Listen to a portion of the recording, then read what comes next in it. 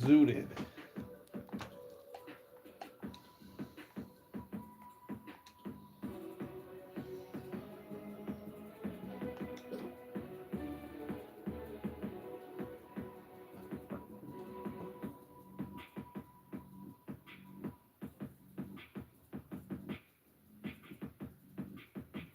Like it. Oh, man.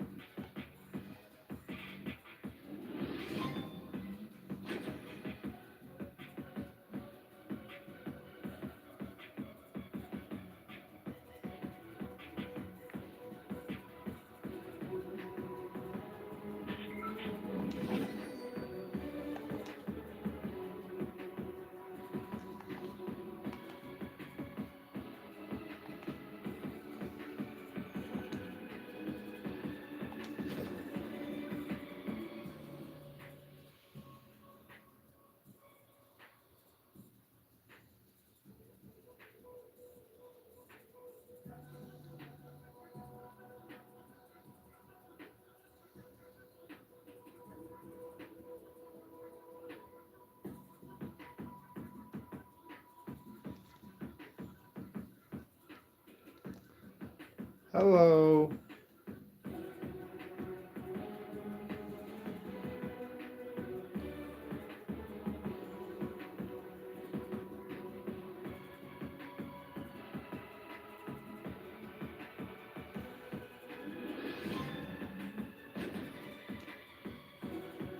Getting bliss as fuck. High as fuck. High as fuck. Higher than all you. Fucking all you. What you gonna do?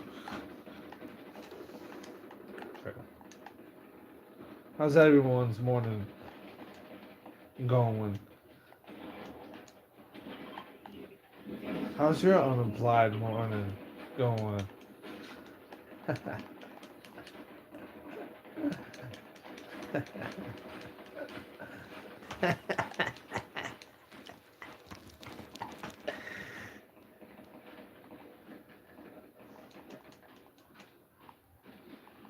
Don't mind me, I'm just playing Fortnite.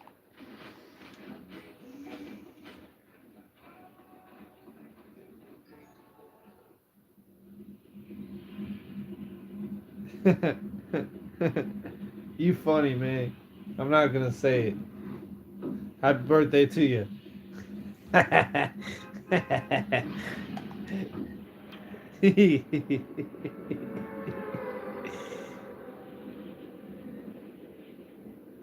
Had to eat my cat.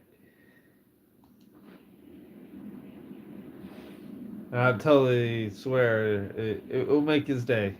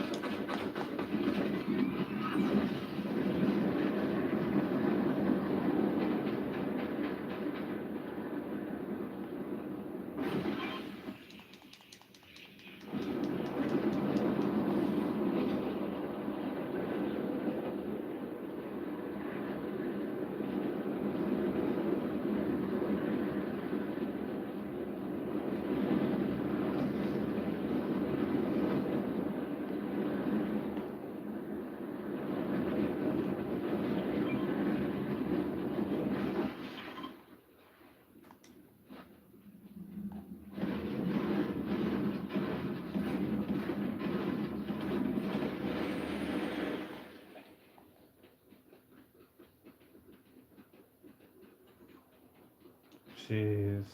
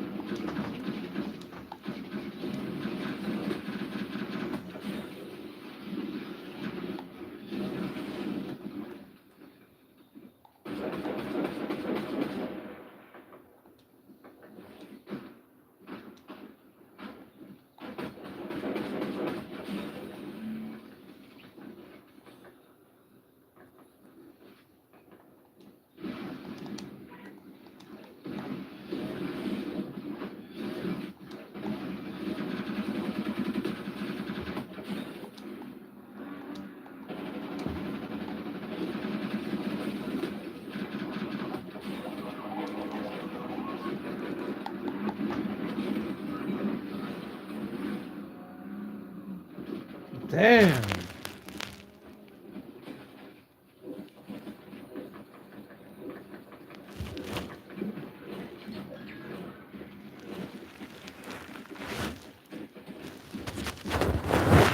Fuck. I'm so invested.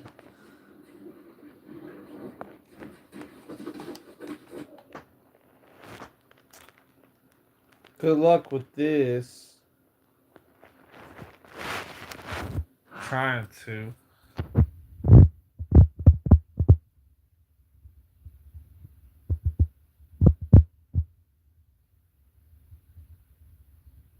What not?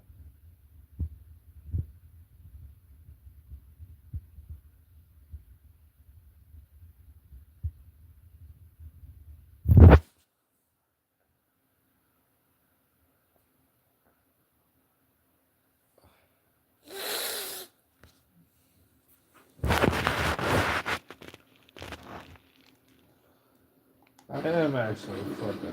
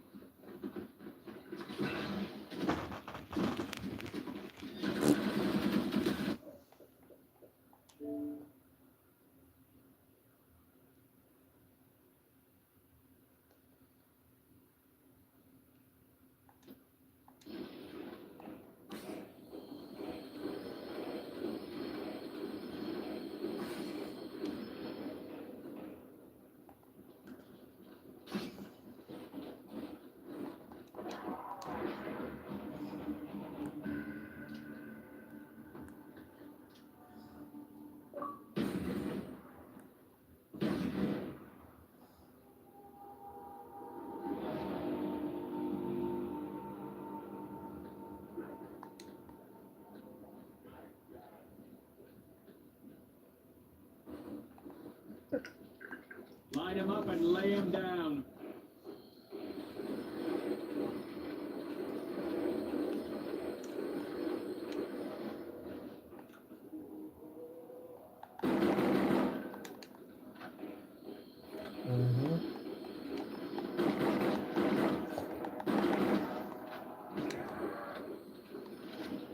Failed miserably to achieve greatly.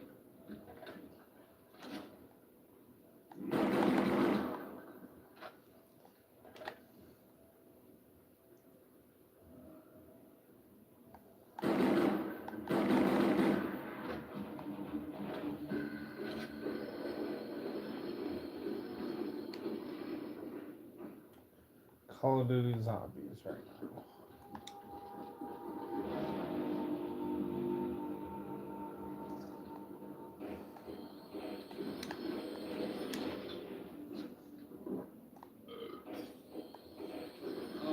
In the Navy for years, never tasted anything that fishy.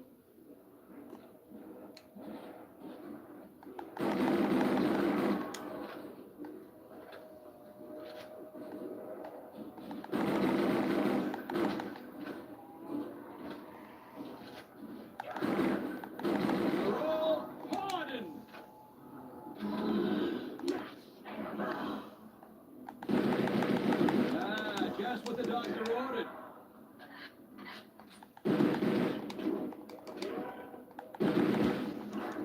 Forgive one's enemies, but never, ever forget their names.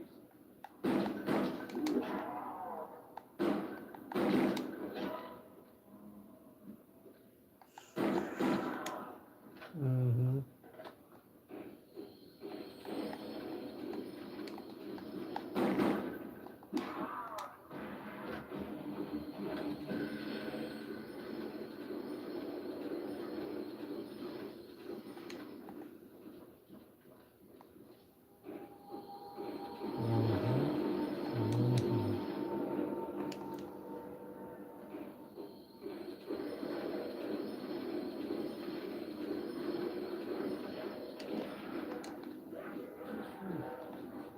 Just like the Solomon Isles.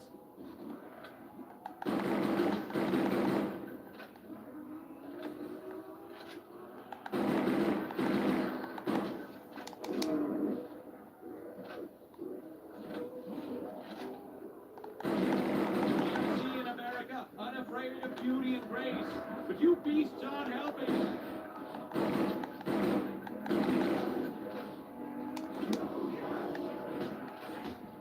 No. Power level critical. Major systems offline.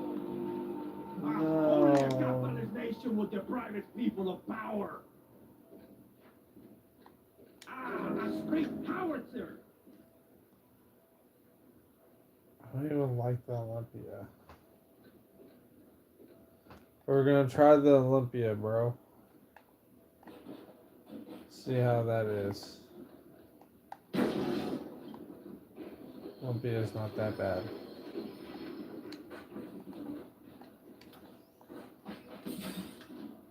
For round run.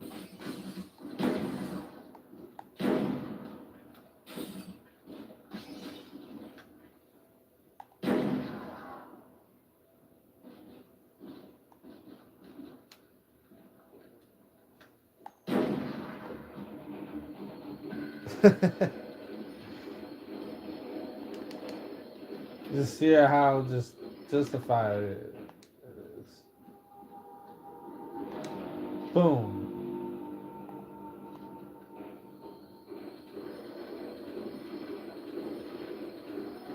Just boom. What's up? Just boom.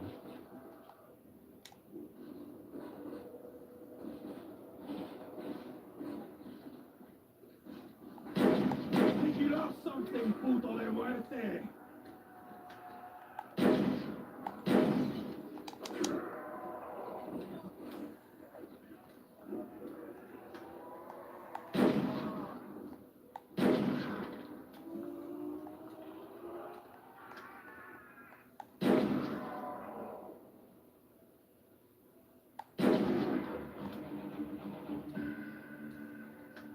Mm-hmm.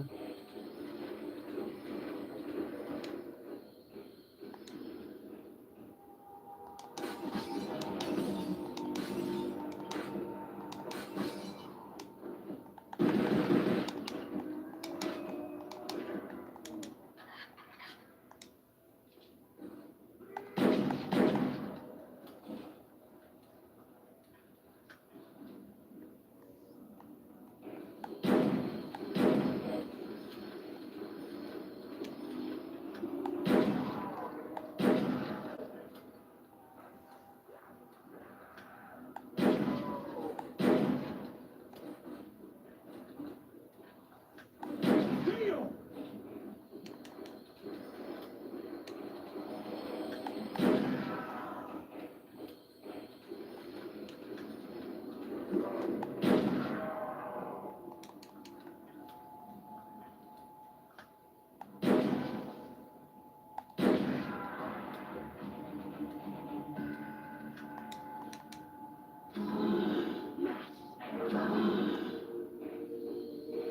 The revolution will never die now.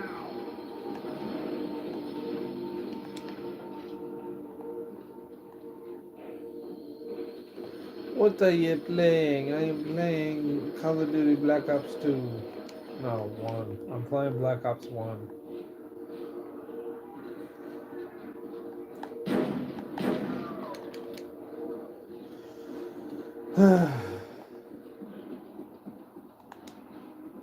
I am alive. I am breathing. Do y'all want me to teach you how to cook some eggs? Ah.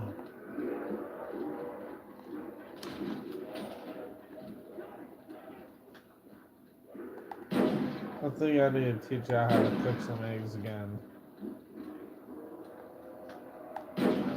It's okay, it's easy. Me again, and I will kill you again.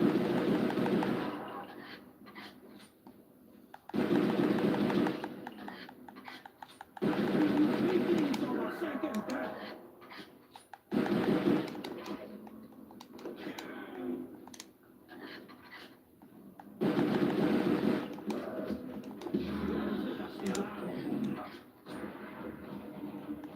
Beautiful devastation. What game am I playing?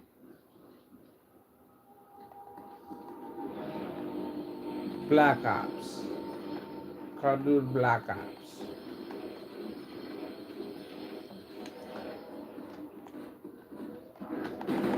I'm going to repeat that offer, maricón.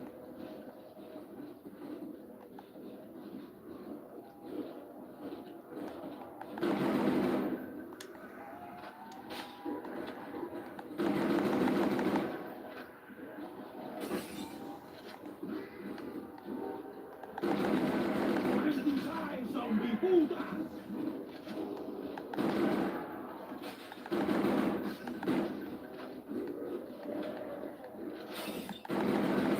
Oh yeah!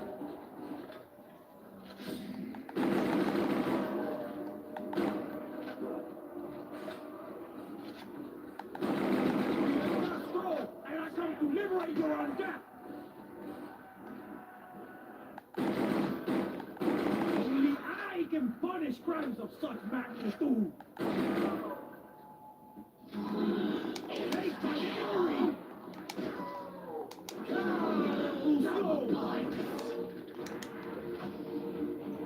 I accept this grace only for the sake of the people.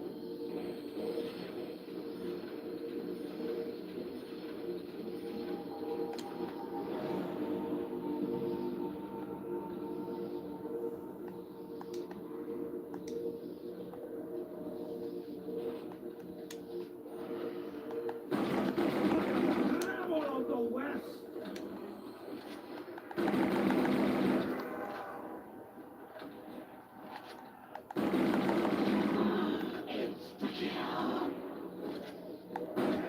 Soy invencible! Keep your putrid fingers off my uniform, you filthy flesh eater!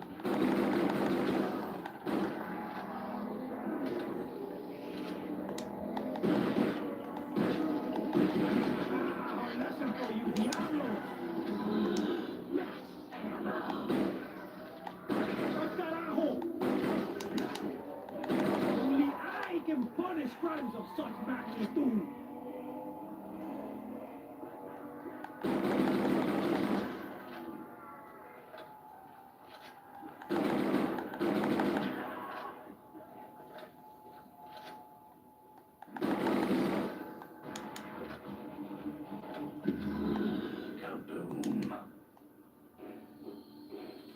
Burn away the spawns of bourgeois decadence.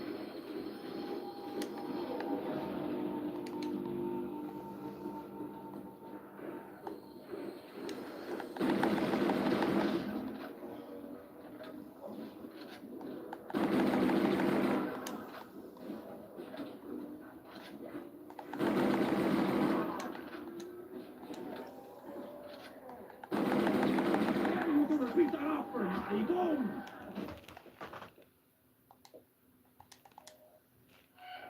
Power level critical. Major systems offline. A journey of 1,000 miles begins with a single step. So hit the power.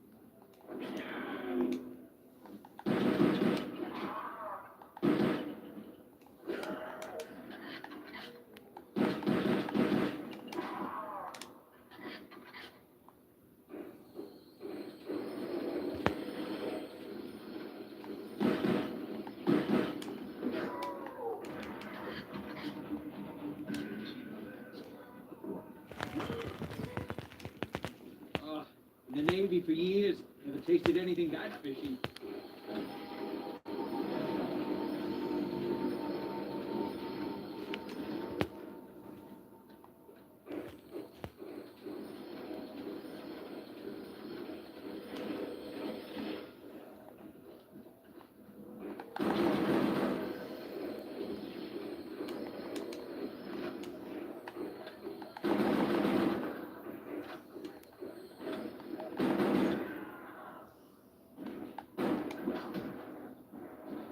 Pain is temporary.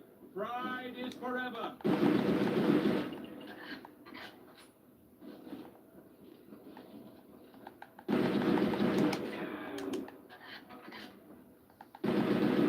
I need a re-up.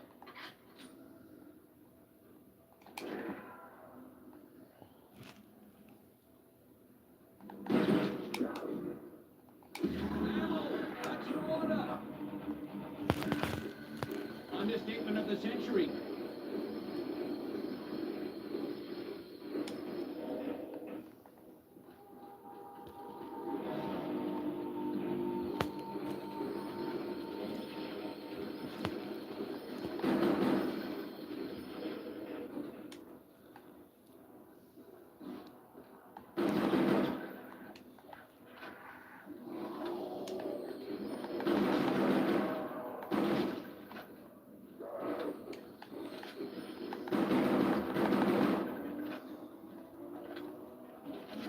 I see America, unafraid of beauty and grace, but you beasts aren't helping.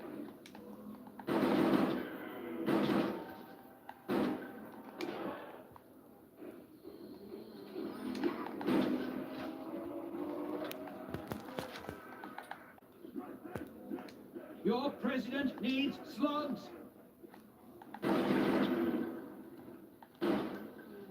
Killing and maiming are indispensable to each other.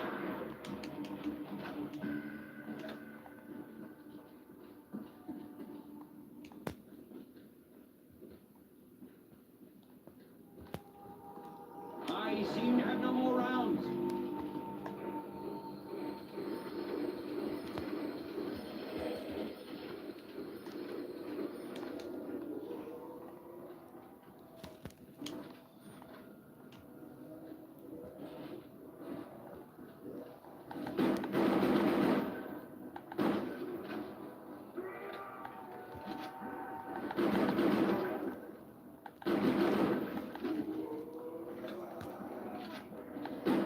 Fail miserably, achieve greatly. Take that speed. Taste the flavor, chopper. Forgive one's enemies, but never, ever forget their name. Go back to your hole, Reaver.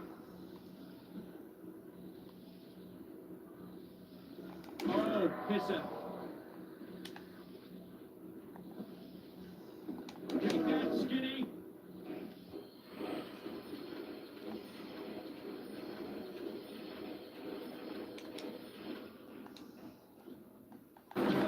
Need some beans for the chowder here. Ich bin ein Berliner.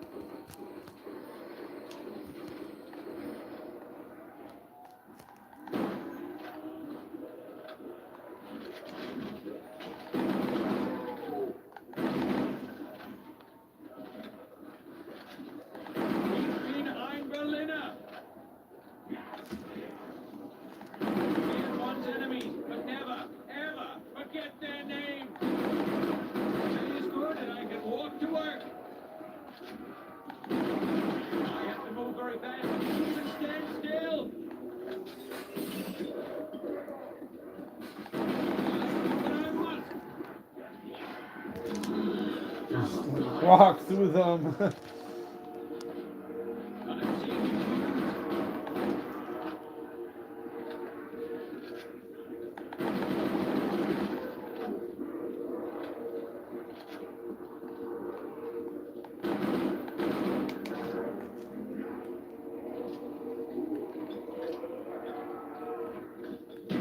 Zombies like a bastard out here. Arms for the zombies.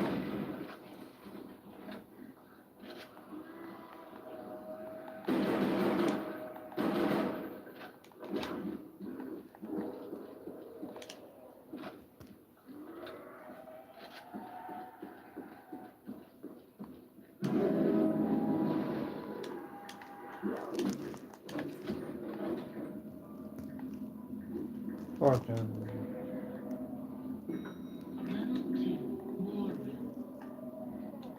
Back in the game, kids.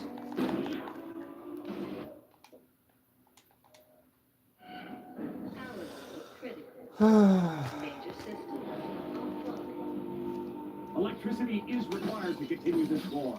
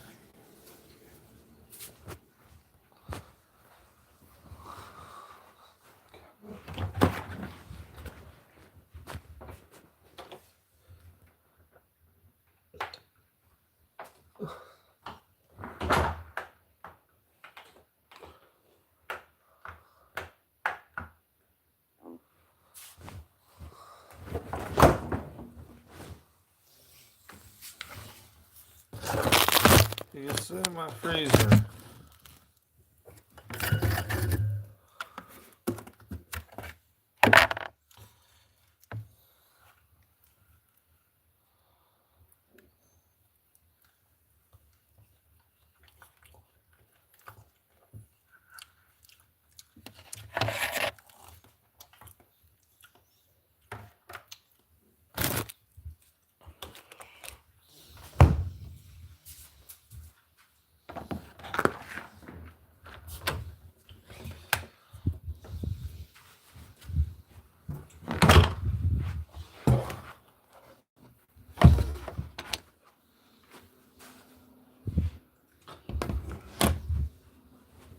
Camera has eyes. What, Mad?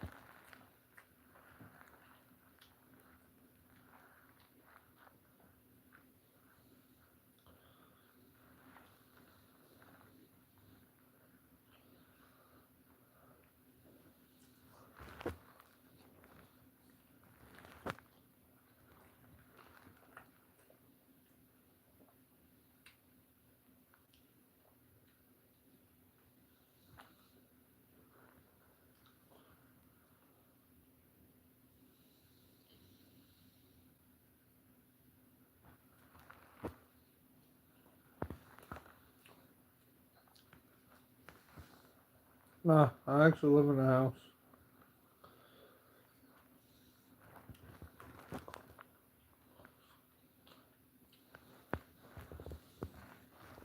But apartment sounds cooler. Low key.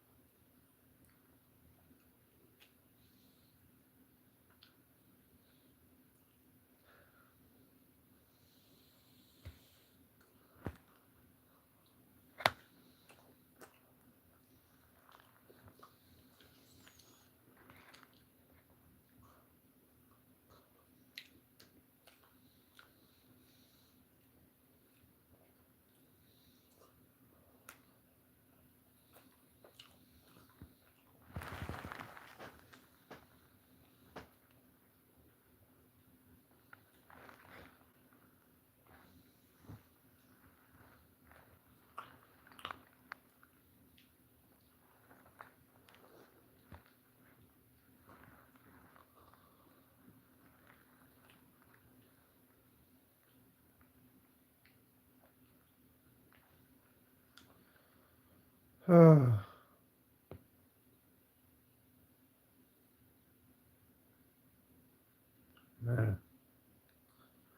that's good on you.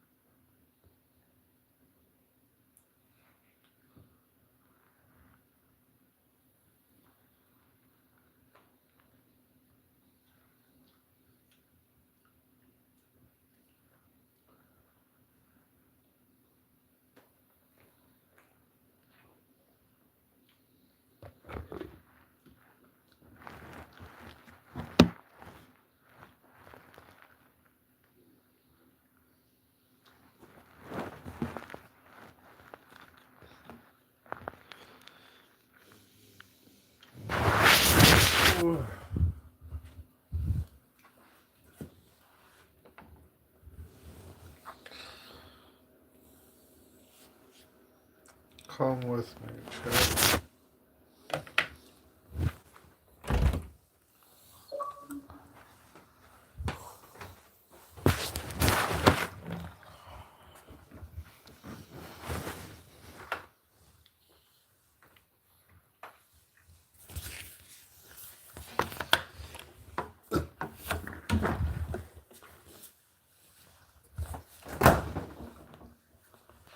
Come with me, chat.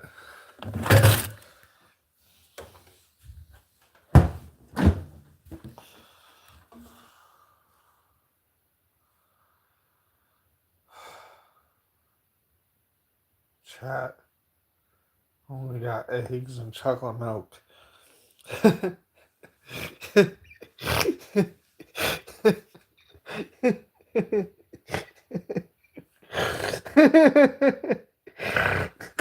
Only got eggs and chocolate milk, cheese and butter.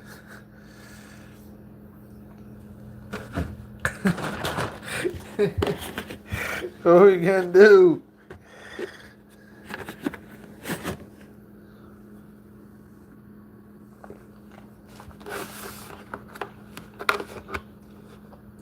As you don't see, I'm taking the last of the resources.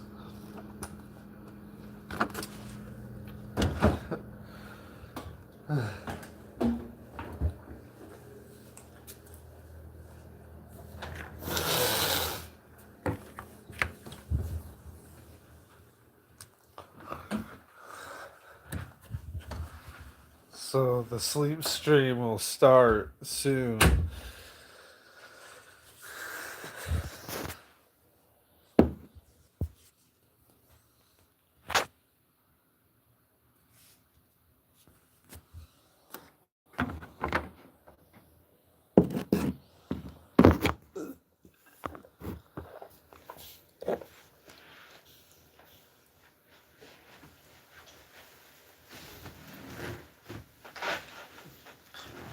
The sleep stream will start soon.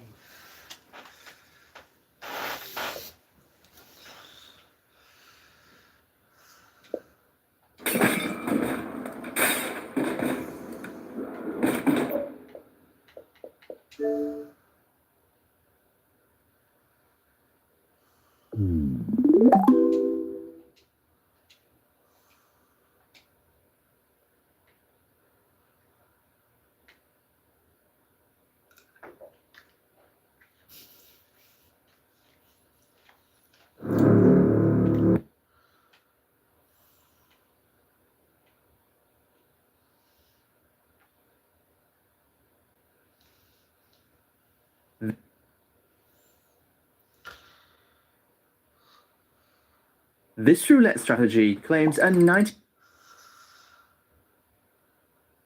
You just fed another $100 into that Buffalo machine. The reels are spinning, the sounds are exciting, but deep. Hey guys, what is up? This is Cody or Xcode A. How's it going?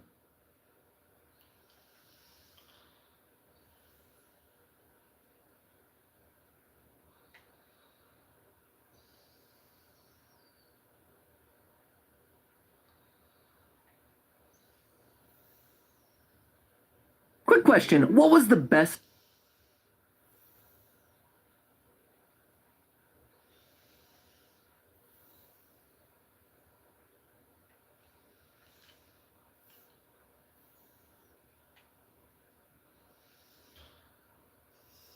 Number 1.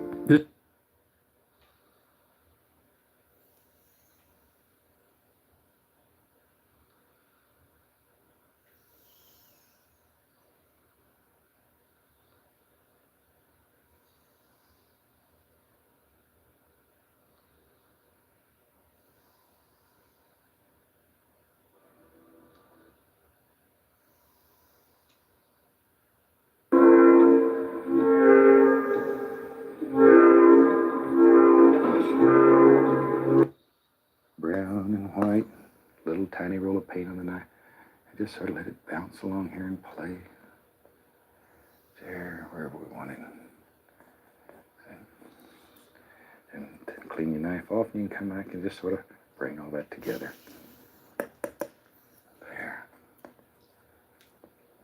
Make a big old mean stone right there. All kinds of little things that live back in here.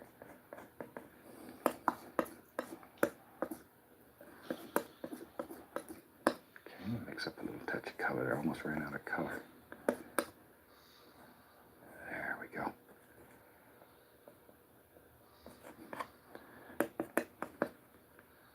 And then just take our other colors and bounce them around.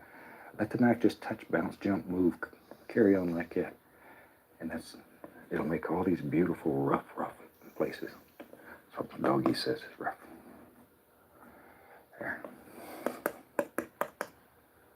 Bounce it across there. Just bounce it. Put a spring on the end of your knife. Just let it play. Zing. Over here. There. Same old. See, maybe there's a big cliff that comes right out through here. We don't know where it goes. And comes down. Maybe this is sort of washed out underneath. There we go. See how you can see things though? Maybe it's sort of washed out. Light's just singing through there.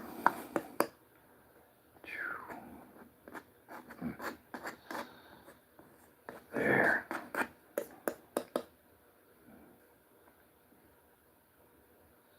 Okay, good. Now, let's get crazy. I'm gonna take my fan brush. A little bit of the liquid clear, go back into the titanium white, get a little phthalo blue and phthalo green on there. Get them both. Not much. It's very strong. A little tiny bit of liquid clear.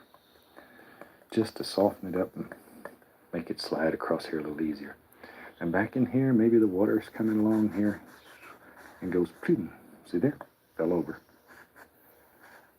Look at there. Maybe there's a little stone back in there and a little splash.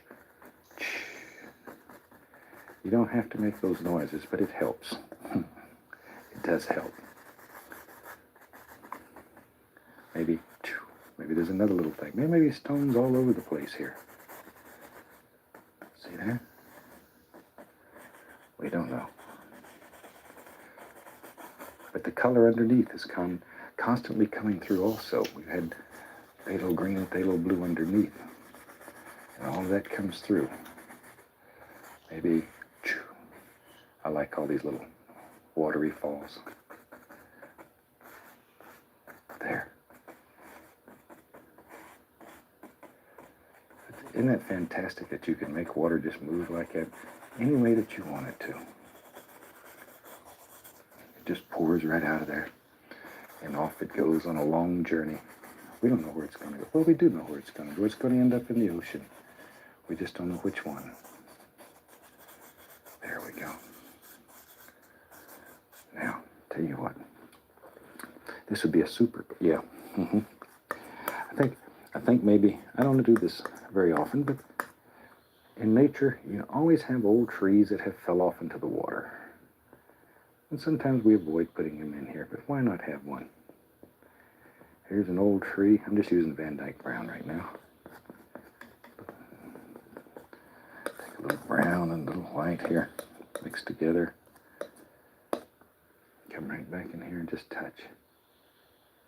Just touch. Put a little highlight on that rascal.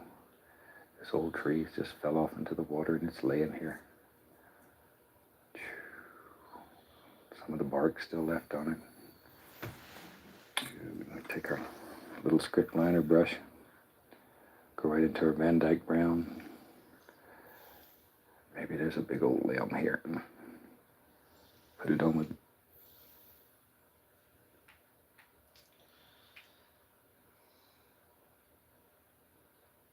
First Amendment. It protects individuals' rights to express ideas, practice any religion or none, report news, gather in groups for peaceful purposes. Every Sunday, my friends turn into analysts and experts. Boston has taken this. Making smart financial decisions requires careful analysis, understanding risk, and knowing when to walk away from a bad situation. You might think that people would be especially careful when betting everything they own on uncertain outcomes. Then there were these people who proved that overconfidence, gambling addiction, and the delusion that they couldn't lose can make otherwise intelligent people risk everything on bets they had no business making. Buckle up for a devastating masterclass on how to lose everything you've ever worked for in the worst possible ways. 1. In 2004, British man Ashley Revel sold literally everything he owned. His house, car, clothes, and all possessions, converting his entire net worth to approximately $135,000, flying to Las Vegas and betting it all on a single roulette spin. Revel spent months liquidating his entire life, reducing everything he'd accumulated to cash. A British television station documented the entire journey, filming as Revel arrived in Vegas with his entire life savings and chips. At the Plaza Hotel and Casino, with cameras rolling and surrounded by friends and family who had flown in to watch, Revel placed all of $135,300 on red at the roulette table. The wheel spun, the ball bounced, it landed on red 7. Revel doubled his money to $270,600 and walked away. While Revel's bet technically succeeded, making him the rare person on this list who didn't lose everything, the stupidity of the bet remains staggering. He had a 47.4% chance of losing literally everything he owned based on pure luck, with no skill involved whatsoever. Revel later admitted the stress nearly killed him, and he used his winnings to start an online poker company rather than gambling again. The bet was monumentally stupid, even though it succeeded. 2. In 2017, a Chinese businessman named Mr. Zeng lost approximately $14 million in a single night playing baccarat at a Macau casino. Zeng had been winning earlier in the evening and decided to keep playing despite being up millions.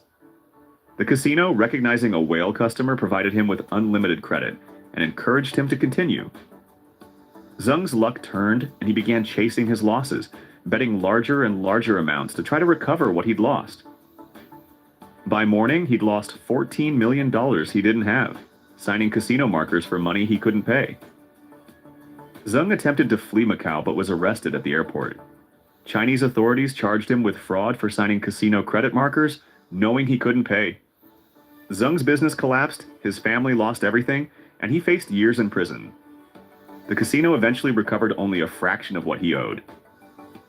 Zeng's single night of gambling destroyed his business empire, his family's financial security, and his freedom, all because he couldn't walk away while he was ahead. 3. In 1990, British businessman John Daly bet his entire business on a poker game and lost everything in a single hand. Daly owned a successful logistics company worth approximately $2 million. During a high-stakes poker game with business associates, Daly was convinced he had an unbeatable hand. When another player raised, Daly went all in, wagering pink slips to his business against an equivalent cash bet. He had 3 kings. His opponent had a full house. In a single hand, Daly lost his company, which his opponent immediately liquidated for cash, firing Daly and all his employees. Daly's wife divorced him, taking what little remained. He spent years battling gambling addiction and depression. The poker game destroyed a business Daly had spent 15 years building, eliminated jobs for 40 employees, and ruined his marriage and reputation. All because he was certain he couldn't lose a single hand of poker. 4. In 2011, Australian man Tasmanian gambler Harry Kakavas lost approximately $1.5 billion Australian dollars gambling at casinos over a 14-month period. Kakavas was a real estate developer who had made hundreds of millions in property deals. His gambling addiction was so severe that casinos flew private jets to pick him up, provided unlimited credit, and catered to his every whim knowing he'd lose millions. Kakavas primarily played baccarat, betting up to $300,000 per hand. In one session, he lost $164 million. His losses eventually consumed his entire fortune, forcing him to sell properties at losses and borrow money he couldn't repay. Kakavas sued the casino, claiming they'd exploited his gambling addiction, but Australian courts ruled that he was responsible for his own decisions. He declared bankruptcy, lost his family, and spent years recovering from addiction.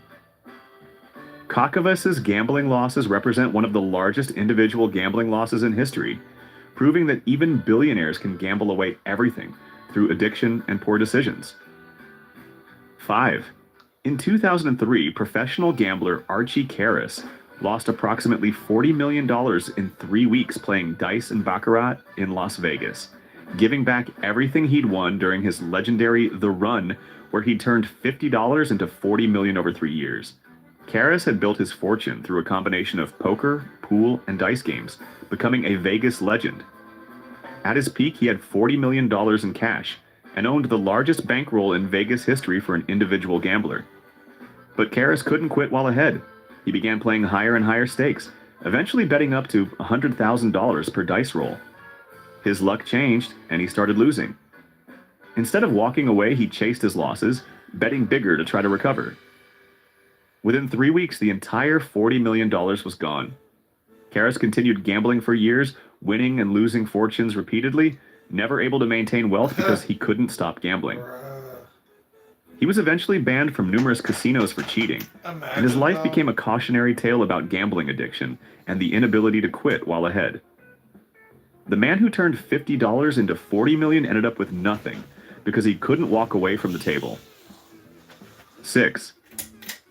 In 1998, Texas businessman Robert Vesco bet his $500,000 house on a single hand of blackjack at a New Jersey casino and lost. Vesco had been on a winning streak and was up approximately $200,000 when he decided to make one final legendary. He put up a deed to his house, his family's home where his wife and children lived, as collateral for a $500,000 bet. The casino accepted after verifying the deed and property value. Vesco was dealt 16, the dealer showed a 10. Vesco hit and busted. In 30 seconds, his family lost their home. His wife divorced him immediately, taking their children. The casino foreclosed on the property and resold it. Vesco attempted suicide, survived, and spent years homeless before rebuilding his life. He later became an anti-gambling advocate, speaking at addiction centers about how he destroyed his family's life for the thrill of one dramatic moment. His children didn't speak to him for over a decade. One blackjack hand cost Vesco his home, his marriage, his relationship with his children, and nearly his life. 7. In 2015, a Japanese businessman lost approximately $9.6 million in a single night at a Marina Bay Sands casino in Singapore playing baccarat. The businessman, who requested anonymity, had been gambling heavily for years but had always recovered his losses through his successful electronics company. On this particular night, he was jet-lagged and drinking heavily while gambling. The casino extended him unlimited credit, knowing his history. He began betting progressively larger amounts to recover earlier losses, a classic gambling fallacy. By morning, he'd signed markers for nearly $10 million. His His company couldn't cover the losses, and he was forced to declare bankruptcy. Japanese business culture made his failure a massive scandal, and he was essentially blacklisted from his industry. His family disowned him. He attempted to flee to China to escape debts, but was arrested. The single night of gambling ended his 25-year business career, bankrupted his company, destroyed his reputation, and eliminated any possibility of recovery in his field. 8. In 1994, a London stockbroker named Nick Leeson made increasingly large unauthorized bets on Japanese stock markets through his position at Barings Bank. Leeson had been making unauthorized trades for months, hiding losses in a secret account. When the 1995 Kobe earthquake caused Japanese markets to plunge, Leeson's positions collapsed catastrophically. He lost $1.3 billion of the bank's money, twice the bank's available trading capital. Leeson's bets destroyed Barings Bank, Britain's oldest merchant bank, which collapsed into bankruptcy. The 233-year-old institution was sold for $1. Leeson fled to Germany but was arrested and extradited to Singapore, where he made the trades. He served 4 years in prison. His career was destroyed, his marriage ended, and he became synonymous with financial recklessness. While technically Leeson was betting the bank's money rather than his own, the bets destroyed his life just as thoroughly as if he'd been betting personally. The disaster became a tragedy and risk management failures.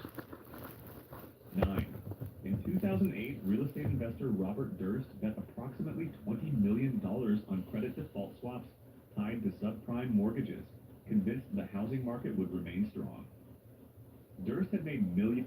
Put your hands together for Kathy Latman. You know, a lot of women have drawers full of makeup. My makeup rents a room in my house. It's a really big deal. 20% off beauty and hair care.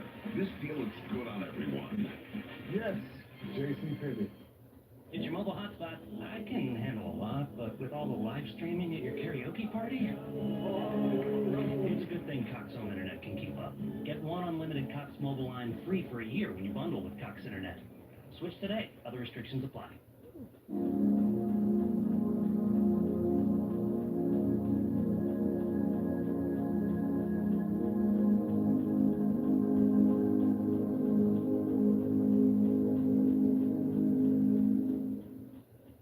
Shake and win millions of prizes with the AliExpress $1 challenge.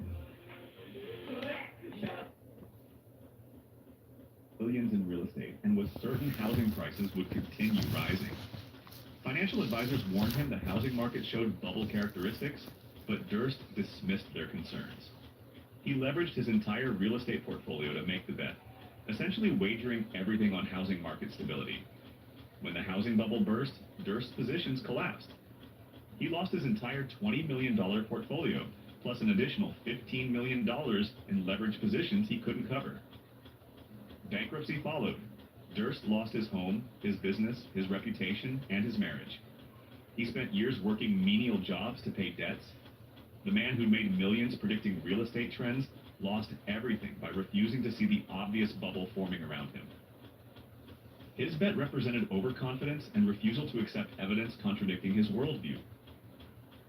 10. In 1999, a Las Vegas man bet his wedding ring, then his car, then finally his house deed on progressive poker hands, trying to recover his earlier losses. Tom Chen had gone to Vegas for a bachelor party weekend. On the first night, he lost $5,000 playing poker. Drunk and determined to recover, he returned the next night and lost another $10,000. On the third night, desperate and convinced his luck had to change, Chen bet his wedding ring worth approximately $8,000. He lost. Tilting badly, he signed over his car title for a $25,000 marker. He lost. In complete desperation, Chen bet his house, the home he owned with his fiancée, against $150,000 in chips. He had a full house and was certain he'd win. His opponent had 4 of a kind. Chen lost everything in 72 hours of catastrophic decision-making. His fiancée called off the wedding. The house was foreclosed. Chen's car was repossessed. He filed for bankruptcy and spent years recovering. The Vegas bachelor party weekend cost Chen everything he'd spent 10 years accumulating. 11. In 2016, FanDuel daily fantasy sports player lost $1 million in a single day betting on NFL games. The player who had previously had success bet heavily on a Sunday slate of games, convinced his research gave him an edge. He maxed out multiple credit cards, took out a home equity loan, and borrowed from family to fund his entries. Every lineup he created failed. By evening, he'd lost $1 million he didn't have. The debts destroyed his marriage, forced him to sell his home, and led to estrangement from family members who'd lent him money. He declared bankruptcy, but the emotional damage was permanent. The player later admitted he'd been addicted to fantasy sports gambling, and that the research edge he believed he had was an illusion. The single day of fantasy sports betting destroyed his financial life and relationships. 12. In 2005, a British man bet $100,000 on a sure thing, a horse race where the favorite was given 1/100 odds. The man, who had inherited the money from his father, was convinced the favorite couldn't lose. He borrowed an additional $50,000 to maximize his $150,000 total bet, expecting to win $1,800. The favorite led the race until 100 yards from the finish, when it stumbled and fell, breaking its leg. Another horse won. The man lost $150,000 attempting to win $1,800. The borrowed $50,000 became due immediately. He couldn't pay and declared bankruptcy. The inheritance his father had left to provide security disappeared in 5 minutes. The man later said he'd been certain the bet was safe because the odds were so extreme, failing to understand that 1/100 odds still meant a 1% chance of losing. His sure thing cost him everything. 13. In 2012, a professional poker player went all in during the World Series of Poker main event with his entire $2 million savings. Daniel Weinstein had accumulated his savings over 15 years of professional poker. During the tournament, holding pocket aces, the best possible starting hand, Weinstein decided to bet everything on the hand. His opponent, who had fewer chips, called with pocket kings. The flop, turn, and river cards came out with no kings, and Weinstein was poised to double up. But the river card gave his opponent a flush. Weinstein lost everything. While technically this was a tournament entry and not a side bet, Weinstein had put up his entire savings as his buy-in, and had been eliminated. The loss devastated him psychologically. He'd made the mathematically correct decision, but lost anyway, which destroyed his confidence. He never recovered his form and quit professional poker.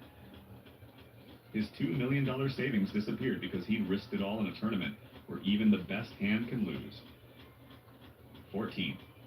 In 2009, investor Bernie Madoff's clients had bet their life savings on his investment fund, which promised consistent returns that seemed too good to be true.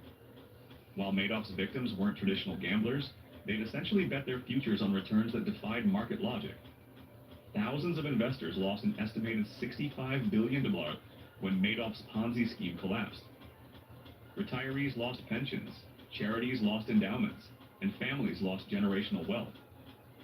The bet these investors made was trusting one man to generate consistent returns that exceeded market averages without adequate explanation of how. Many investors admitted they'd suspected something was wrong, but chose to believe Madoff's claims because they wanted the returns to be real. Their willingness to bet their money on something that seemed impossible cost them everything. While Madoff's fraud was criminal, the victim's decision to invest despite red flags represented a catastrophic bet that destroyed thousands of lives. 15. In 2000, a California tech worker bet his entire $800,000 net worth on a single company's stock, Enron, convinced the company was undervalued. Michael Bradford worked in Silicon Valley and believed he understood corporate valuation better than the market. He sold his diversified portfolio and bought Enron stock at $80 per share, using his $800,000 to buy 10,000 shares. Financial advisors warned him against concentrating everything in one stock, but Bradford was certain Enron was a guaranteed winner. Within 18 months, Enron collapsed in an accounting scandal, and the stock became worthless. Bradford lost everything. His retirement was gone. His home was mortgaged to maximize his stock purchase. He declared bankruptcy at age 52 with essentially nothing. Bradford spent the next 15 years rebuilding, never recovering the wealth he destroyed by betting everything on a single stock. His overconfidence in his own analysis cost him his financial security. 16. In 2013, a Russian oligarch lost approximately $150 million in a single evening playing baccarat and roulette at a Monaco casino. The oligarch, who made his fortune in oil, had been gambling for years but always within limits. On this particular night, inebriated and overconfident, he began making progressively larger bets. The casino, recognizing a whale, extended unlimited credit and plied him with expensive cognac. The oligarch's luck turned bad, and he chased his losses for hours. By morning, he'd lost $150 million. The losses didn't bankrupt him. His net worth exceeded $500 million, but the single night of gambling destroyed his relationship with his business partners, led to divorce from his wife who'd warned him about gambling, and created tax complications as Russian authorities investigated where the gambling money had come from. The oligarch's reputation was damaged, and he became a cautionary tale about gambling among Russian business circles. The $150 million single-night loss showed that even the ultra-wealthy can make catastrophically stupid bets. 17. In 1997, a Hong Kong businessman bet his company on the assumption that Britain would return Hong Kong to China smoothly and property values would soar. Li Chen invested his entire fortune, plus borrowed heavily to buy Hong Kong real estate just before the handover. When the Asian financial crisis struck months after the handover, property values collapsed. Li's leveraged positions became catastrophically underwater. He couldn't make loan payments and defaulted. Banks seized his properties and sold them at losses. Li lost everything: his company, his properties, his savings. He declared bankruptcy and fled Hong Kong to avoid creditors. His bet on Hong Kong's post-handover boom was reasonable but poorly timed and over-leveraged. The disaster destroyed a business empire built over 20 years because Li wagered everything on a single political event's economic outcome. 18. In 2010, a professional sports bettor lost $5 million betting against the Boston Red Sox during a historic collapse. James "the King" McManus had made millions betting baseball and was convinced the 2011 Red Sox would fail to make the playoffs despite leading their division. McManus bet increasingly large amounts against the Red Sox as they struggled in September. When the Red Sox missed the playoffs on the final day of the season in one of baseball's most dramatic collapses, McManus should have won millions. The technicalities and how he'd structured his bets with bookmakers meant he'd bet on outcomes that didn't precisely match what happened. Through complex bet structures, McManus somehow ended up losing $5 million on bets, where the Red Sox did exactly what he predicted. The complicated betting structures he'd created to maximize theoretical returns had included contingencies that failed in unpredictable ways. New Epiclar patches by La Roche-Posay. Spot the difference in 3 hours. 420 microns technology, ultra-absorbent. Goes on invisible. New Epiclar patches by La Roche-Posay.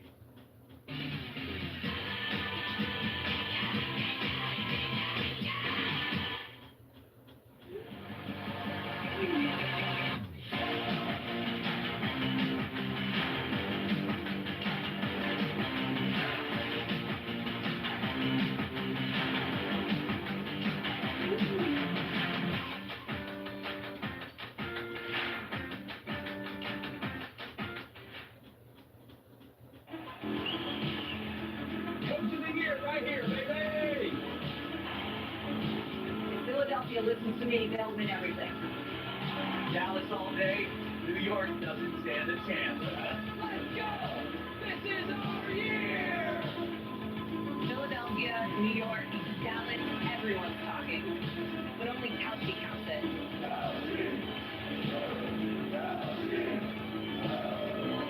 Kalshi knows what's next. McManus lost everything because he'd overcomplicated his bets trying to be clever. He declared bankruptcy and quit sports betting. 19. In 2006, a London currency trader bet $10 million that the British pound would strengthen against the dollar and lost everything when the pound unexpectedly weakened. Christopher Davies worked for a major bank but made unauthorized trades in his personal account, convinced his analysis was superior to market consensus. He leveraged his $1 million savings to control $10 million in currency positions. When the pound weakened instead of strengthening, Davies's positions collapsed. He couldn't cover the margin calls and lost his entire $1 million at Southern Plus, owed an additional $500,000. The bank fired him and he faced regulatory sanctions. Davies declared bankruptcy, lost his home, and was blacklisted from the financial industry. His career was destroyed because he thought he was smarter than the market. The unauthorized trading led to criminal charges, and Davies served 18 months in prison for fraud related to how he'd hidden the trades from his employer. 20. In 2014, a Chinese businessman lost $200 million in 24 hours gambling at a Macau casino playing baccarat. Wang Ping owned a successful manufacturing company and had gambled recreationally for years without major losses. On a business trip to Macau, Wang began gambling and won approximately $50 million in the first few hours. Rather than quitting ahead, Wang increased his bets dramatically. His luck turned, and he began chasing losses. The casino extended unlimited credit. By morning, Wang had lost $200 million, $50 million of winnings, plus $150 million in casino credit. Wang's company couldn't cover the losses. He was arrested trying to flee to Hong Kong. Chinese authorities charged him with fraud and embezzlement for using company funds to gamble. Wang's business collapsed. Thousands of employees lost jobs, and he received a 15-year prison sentence. The 24-hour gambling binge destroyed a company that employed 3,000 people and provided for Wang's extended family. 21. In 2001, an American retiree bet his entire $1.2 million retirement savings on a single round of golf with a wealthy businessman, convinced he couldn't lose. James Patterson was a scratch golfer who'd been hustling golf games for extra income. When a wealthy businessman challenged him to a high-stakes match, Patterson saw an opportunity to multiply his retirement savings. The bet was $1.2 million, Patterson's entire retirement, against the businessman's $1.2 million. Patterson was giving strokes but was confident in his game. On the 17th hole, Patterson was up 2 with 2 to play and appeared certain to win, but he 3-putted the 17th and shanked his drive on 18, leading to a double bogey. The match went to a playoff. Patterson lost the playoff hole. In 4 hours, his entire retirement savings disappeared. His wife divorced him. Patterson spent the next decade working to accumulate new retirement savings, never recovering the wealth he'd gambled away. The golf match destroyed 35 years of savings because Patterson couldn't resist the thrill of a high-stakes bet. 22. In 2016, a professional options trader lost $8 million in a single day, betting on presidential election results through financial instruments tied to market reactions. Derek Holmes was certain Donald Trump couldn't win the 2016 election and had structured complex options positions designed to profit when Hillary Clinton won. When Trump won unexpectedly, markets reacted in ways Holmes hadn't predicted. His options positions collapsed, and margin calls forced liquidation at massive losses. Holmes lost his entire $3 million savings, plus owed an additional $5 million. He declared bankruptcy, lost his trading license, and faced investigations about his positions. His career was destroyed because he bet against an outcome he couldn't predict with certainty. Holmes later admitted he'd let political beliefs cloud his financial judgment, making bets based on what he wanted to happen rather than objective analysis. 23. In 2007, a Las Vegas man bet his house on a single number at roulette and lost. Michael Rosenblum owned his home free and clear, worth approximately $400,000. After watching a documentary about Ashley Revel's successful roulette bet, Rosenblum decided to make his own all-or-nothing wager. He put up his house deed as collateral to get chips worth $400,000 from a casino. Rather than betting red-black like Revel, Rosenblum decided to bet on a single number, 27, for a potential 35-1 payout. The ball landed on 15. Rosenblum lost his house in 90 seconds. His family of 4 became homeless. His wife divorced him immediately, taking the children. The casino foreclosed on the property within weeks. Rosenblum attempted suicide and spent time institutionalized. His children didn't speak to him for years. The single roulette bet destroyed his family and left psychological scars that lasted indefinitely. Rosenblum later said he'd been convinced he was destined to win because of signs he'd noticed, showing how gambling addicts rationalize irrational decisions. 24. In 2012, hedge fund manager John Paulson lost approximately $11 billion of client money betting on economic recovery through gold positions in bank stocks.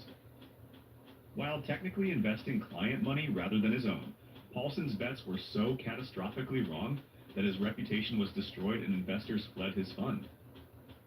Paulson had successfully bet against subprime mortgages in 2008, making billions.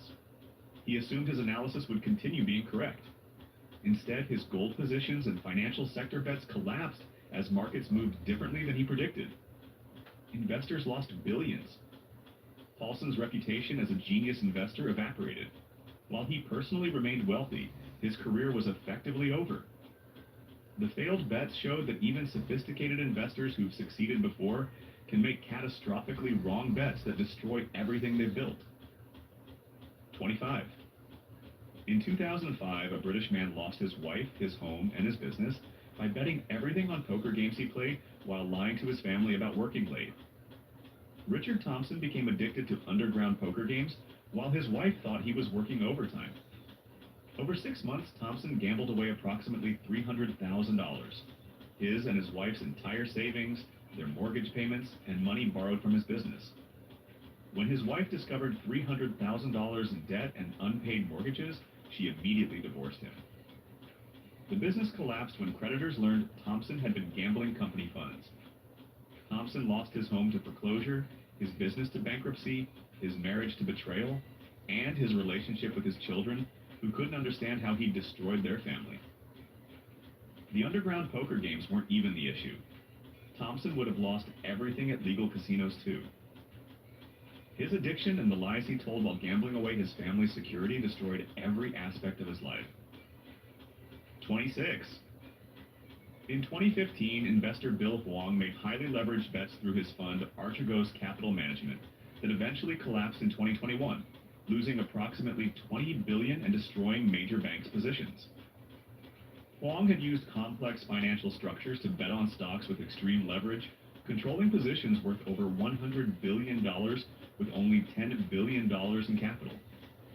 When some positions moved against him, margin calls forced liquidation of entire positions at losses. The cascade destroyed Huang's fund and cost billions in losses for banks that had lent to him.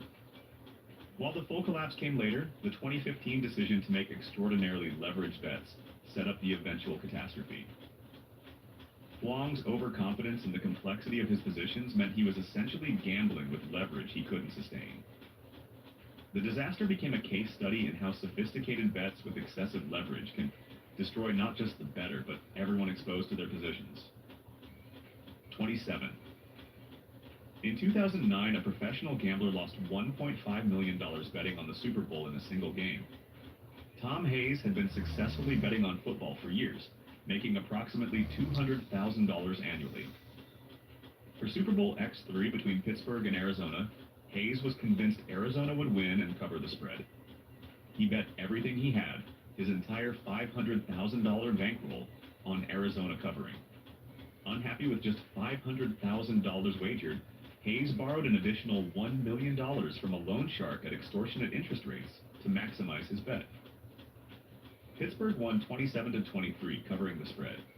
Hayes lost everything, his $500,000 bankroll, plus owed $1 million to a loan shark.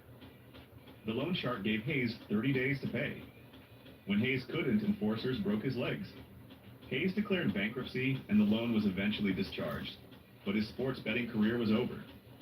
He later said he'd been certain of his analysis and had wanted to make one big score to retire. The Super Bowl bet destroyed his bankroll, his body, and his career. 28. In 2003, an Australian businessman bet his company on the success of a single product launch. William Drake owned a successful electronics company that had been profitable for 15 years. Put your hands together for Kathy Latman. You know, a lot of women have drawers full of makeup. My makeup rents a room in my house. It's a really big deal. 20% off beauty and hair care. This deal looks good on everyone. Yes, JCPenney. Fast-start your career path with short-term training at UEI College in the Phoenix region. AliExpress provides you with fashion solutions. Enjoy up to 70% off on selected fashion items. Thousands of products also offer free shipping and returns. There are many discounts and fashion is yours.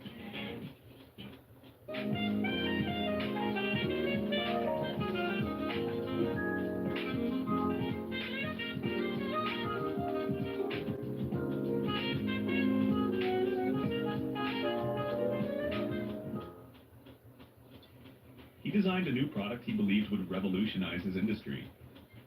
Rather than launching cautiously and testing markets, Drake bet everything on a massive product launch. He sold profitable divisions to fund manufacturing, committed to enormous production orders, and spent millions on advertising. The product was a commercial failure. Consumers didn't want it. Drake's company collapsed under debts from unsold inventory and manufacturing commitments. Banks seized his assets. Drake lost everything he'd spent 15 years building. While not gambling in the traditional sense, Drake's all-or-nothing bet on a single product represented the same overconfidence that destroys traditional gamblers. His unwillingness to test or limit his exposure meant a single failure destroyed everything. 29. In 2018, cryptocurrency investor lost approximately $4 million betting on Bitcoin, reaching $50,000 by year-end using complex derivatives. James Morgan had made millions on early Bitcoin investments and was convinced cryptocurrency would continue rising exponentially. He created highly leveraged long positions using futures and options, essentially betting his entire $4 million portfolio that Bitcoin would reach $50,000 by December 31st, 2018. Bitcoin peaked around $20,000 in late 2017 and declined throughout 2018. Morgan's leveraged positions were liquidated as Bitcoin fell, and margin calls consumed his entire portfolio. By year end, Bitcoin was under $4,000, and Morgan had lost everything. His overconfidence in cryptocurrency's inevitable rise and his use of extreme leverage destroyed his wealth. Morgan declared bankruptcy and later admitted he'd been swept up in cryptocurrency mania and had made bets based on hope rather than analysis. 30. In 2011, a Japanese businessman lost approximately $2 billion, about $20 million betting on currency movements during the Fukushima nuclear disaster aftermath. Takeshi Nakamura worked in import-export and had been making small currency bets profitably for years. After the earthquake, tsunami, and nuclear disaster, Nakamura became convinced the yen would weaken dramatically. He leveraged his entire savings and borrowed heavily to make a massive bet against the yen. Unexpectedly, the yen strengthened as Japanese companies repatriated foreign assets to pay for rebuilding. Nakamura's positions collapsed. He lost everything and owed additional millions he couldn't pay. Japanese bankruptcy rules meant Nakamura's family was also held responsible for debts. His business collapsed, his family lost their home, and Nakamura faced criminal charges for fraudulent borrowing. He served 5 years in prison while his family struggled with debts. The currency bet destroyed not just Nakamura, but his entire extended family who lost their financial security because of his overconfident bet. 31. In 2013, a professional blackjack card counter lost his entire $800,000 bankroll in Las Vegas over a 3-day period. David Chen had successfully counted cards for a decade, slowly building his bankroll while avoiding casino detection. On a Vegas trip, Chen began playing at higher stakes than usual and drinking heavily. 2 things card counters should never do. His impaired judgment led to betting errors and playing too long at tables where dealers had noticed his counting. When security identified him as a counter and barred him from advantageous play, Chen moved to games he couldn't beat.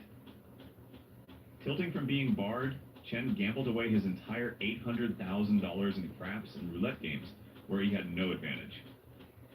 His decade of disciplined card counting was wiped out in 72 hours of undisciplined gambling. Chen's bankroll was his livelihood, and losing it meant losing his career. He later said alcohol and pride had destroyed everything he'd built through patient advantage play. 32. In 2008, Lehman Brothers made catastrophically bad bets on subprime mortgages and commercial real estate, eventually losing over $600 billion and destroying the company. While this affected thousands of employees and investors rather than one person, the executives who made the bets destroyed a 150-year-old institution through overconfidence and refusal to acknowledge mounting losses. CEO Richard Fuld and other executives had bet Lehman's entire balance sheet on real estate markets continuing to rise. When markets collapsed, Lehman couldn't cover positions and filed the largest bankruptcy in U.S. history. While executives had been betting shareholder money, many had huge personal stakes in Lehman stock that became worthless. Fuld personally lost over $1 billion in paper wealth. The bet that real estate could only go up destroyed Lehman, triggered global financial crisis, and became history's most expensive bad bet. 33. In 2016, a venture capitalist lost $50 million betting on a tech startup he was certain would become the next Facebook. Marcus Reynolds invested his entire liquid net worth into a single social media startup after minimal due diligence. He was so convinced of the company's inevitable success that he didn't diversify or protect his downside. The startup burned through cash, failed to achieve user growth targets, and eventually shut down. Reynolds' $50 million investment became worthless. While he retained some illiquid assets, his lifestyle required ongoing income that disappeared with his failed bet. Reynolds was forced to sell his home, liquidate other holdings to cover his lifestyle, and eventually work for portfolio companies he previously funded. His reputation as an investor was destroyed, and new limited partners fled. The single all-or-nothing bet on one startup ended his venture capital career. 34. In 2017, a day trader lost approximately $500,000 in a single day, betting on earnings announcements using options. Christopher Black had been successfully day trading for several years, making approximately $200,000 annually with disciplined risk management. Before a major technology company's earnings report, Black became convinced the report would be positive and bought massive quantities of call options that would expire worthless if he was wrong. Black had invested not just his $500,000 in savings, but had maxed out margin accounts. The company announced disappointing earnings and the stock fell sharply. Black's options expired worthless, and he lost everything plus owed margin debt. His brokerage liquidated his account and barred him for owing money.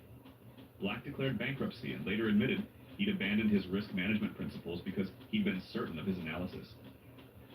The single day of undisciplined betting destroyed 5 years of successful disciplined trading. 35. In 2010, a real estate investor lost his entire $10 million net worth betting that Las Vegas real estate would recover quickly from the 2008 crash. Jonathan Stewart had successfully invested in Vegas real estate for 20 years and was convinced the 2009 bottom represented a buying opportunity. He sold all diversified holdings and borrowed heavily to buy Vegas properties at deeply discounted prices. However, Vegas real estate continued falling for 3 more years, and Stewart couldn't make payments on his leveraged positions. Banks foreclosed on everything. Stewart lost his entire $10 million net worth, plus owed millions more he couldn't pay. He declared bankruptcy, lost his home, and spent years fighting lawsuits from lenders. His bet that Vegas would recover quickly was reasonable, but poorly timed and over-leveraged. The collapsed real estate empire represented the risk of betting everything on correct analysis with wrong timing. 36. In 2015, a professional poker player lost $3 million in underground high-stakes games in Macau. Daniel Kim had won several major tournaments and had a reputation as a disciplined player. In Macau, Kim entered underground games with stakes far beyond his usual limits. The games were reportedly rigged, though Kim didn't realize it initially. By the time Kim suspected cheating, he was in too deep and owed money to dangerous people. Kim lost his entire $3 million bankroll trying to recover earlier losses in games he couldn't beat. When he couldn't pay, organizers threatened his family. Kim borrowed from family and friends, losing an additional $2 million of other people's money. He eventually fled Macau and went into hiding. His poker career was destroyed, his family was at risk, and debts followed him for years. The underground games in Macau destroyed Kim's career and put his life in danger because he'd been overconfident he couldn't be cheated. 37. In 2004, a British businessman bet $1 million on a coin flip in a London club and lost.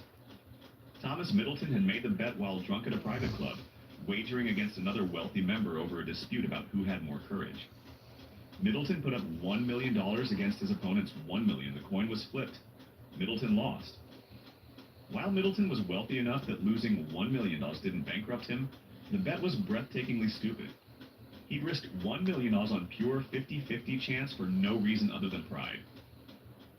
The story became public and damaged Middleton's reputation as a serious businessman. His business partners were appalled at his recklessness. Middleton later admitted the coin flip was the stupidest decision of his life, risking a fortune on pure luck with no upside except pride. The bet demonstrated that even wealthy people can make catastrophic. CeraVe blemish patches with 3 essential ceramides and niacinamide absorbs gunk in just 3 hours. While the Who's of Whoville laughed and made cheery, the Grinch hatched a plot to make their season more dreary. Dill pickle seasoning on fries, knitted Argyle stockings. That'll sure make for a shocking unboxing. The new Grinch meal, now at McDonald's. At participating McDonald's while supplies last. Ba-da-ba-ba-ba.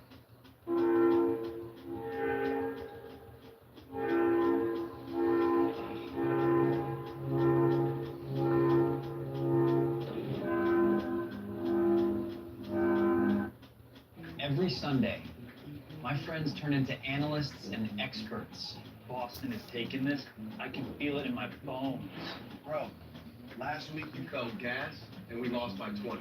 At the barbershop, it's even worse. Chicago's defense this week? You don't want to know. Please don't say that while holding scissors. They keep guessing, even at the office. Bro, Seattle is going to shock everyone this week. You said that last week. My wallet still hasn't recovered. Unlike them, I don't panic about predictions. I just trade on call sheet.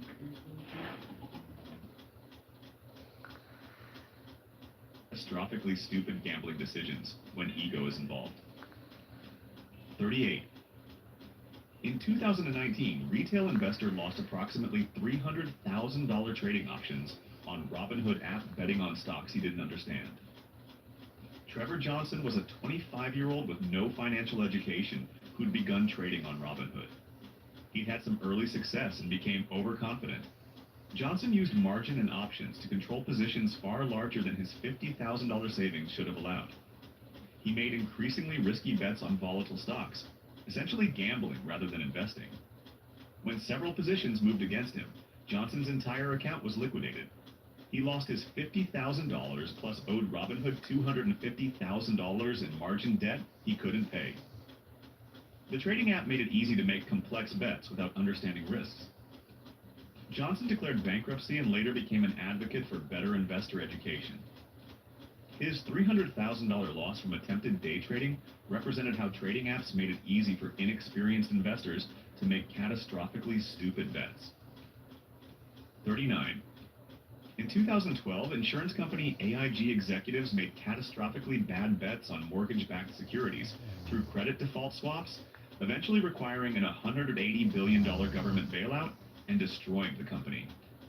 While executives were betting shareholder and policyholder money, many had huge personal stakes in AIG that became worthless. CEO Martin Sullivan was ousted and lost approximately $30 million in stock and options. The bets on housing market stability seemed safe until they weren't, and AIG's exposure was so extreme that its failure threatened the global financial system. While the government bailout prevented complete collapse, AIG was essentially destroyed as an independent company. The executives' bets represented overconfidence that complex financial instruments they didn't fully understand had eliminated risk rather than concentrated it. The catastrophic losses destroyed careers, wealth, and reputation. 40. In 2018, a Chinese real estate mogul lost approximately $2 billion betting on continued growth in China's property market. Zhang Wei owned a successful real estate development company and was convinced Chinese property prices could only rise. He borrowed heavily to acquire land and begin developments, betting on continued appreciation. When Chinese authorities implemented property market controls and prices stagnated, Zhang's highly leveraged positions became underwater. He couldn't service debts and defaulted. Chinese authorities seized his assets and charged him with fraud related to loan applications. Zhang's $2 billion empire collapsed, and he was sentenced to 15 years in prison. His bet on infinite property appreciation destroyed a business built over 20 years and eliminated wealth that could have sustained his family for generations. The leverage he'd used to amplify returns destroyed him when markets moved against his assumptions. 41. In 2013, a Texas oil man bet his entire $40 million fortune on oil prices rising and lost everything when prices fell. Jake Morrison had built his wealth through oil services and drilling operations. In 2013, Morrison became convinced oil prices would rise to $150 per barrel and structured complex derivative positions to maximize profits from that scenario.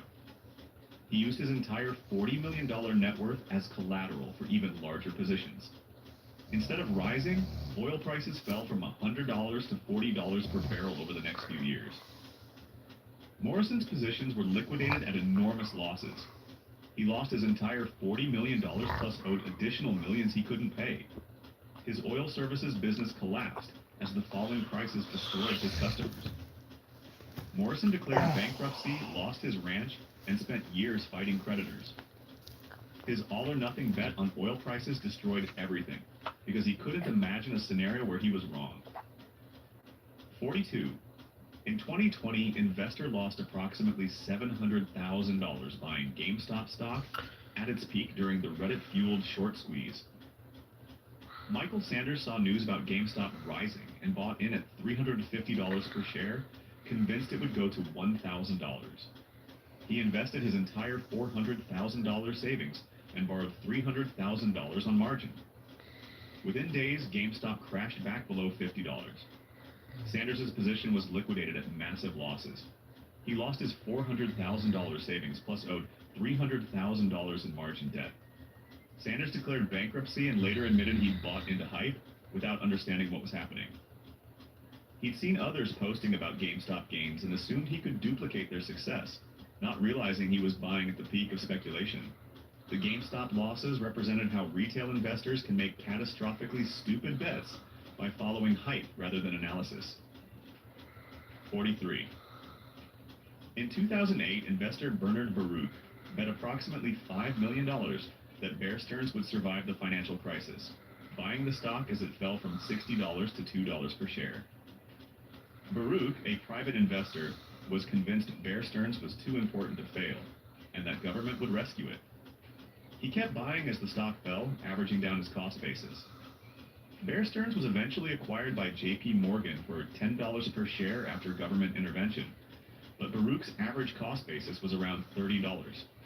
He lost approximately $5 million, betting on a survival that technically happened, but didn't save his investment. Baruch later admitted he'd caught a falling knife and had let the belief that banks were too big to fail cloud his judgment. His bet showed that even when you're directionally correct about interventions, you can lose everything if you misunderstand the mechanics. 44. In 2016, sports bettor lost $2 million betting on Leicester City not to win the English Premier League. Tom Richardson was a successful British sports bettor who saw Leicester City, a 5,000 to 1 underdog, performing well during the season. Rather than betting on Leicester to win, Richardson bet increasingly large amounts that Leicester would fail, convinced they couldn't maintain their form. He kept doubling down as Leicester kept winning, certain their collapse was imminent. Leicester completed one of sport's greatest upsets and won the Premier League. Richardson lost $2 million betting against them. His professional betting career was destroyed because he couldn't accept that an improbable result was happening. Richardson later said his ego and refusal to admit he'd been wrong from the beginning caused him to chase losses until everything was gone. The Leicester City bet became legendary among British sports bettors as an example of hubris destroying a successful career. 45. And finally, the pattern connecting virtually every story in this video. People made catastrophically stupid bets because they confused confidence with certainty, luck with skill, and temporary success with permanent advantage. Because they couldn't imagine being wrong, couldn't walk away while ahead, couldn't resist the thrill of risking everything for more, or couldn't admit that their analysis might be flawed. These weren't stupid people making random bets. They were often intelligent, successful people who convinced themselves they had some edge, some insight, some certainty that justified risking everything. The reality is that nothing is certain. Every bet has downside risk, and risking everything means that eventually you'll lose everything when probability doesn't go your way. Whether gambling at casinos, trading markets, betting on sports, or wagering on business outcomes, the fundamental lesson is identical.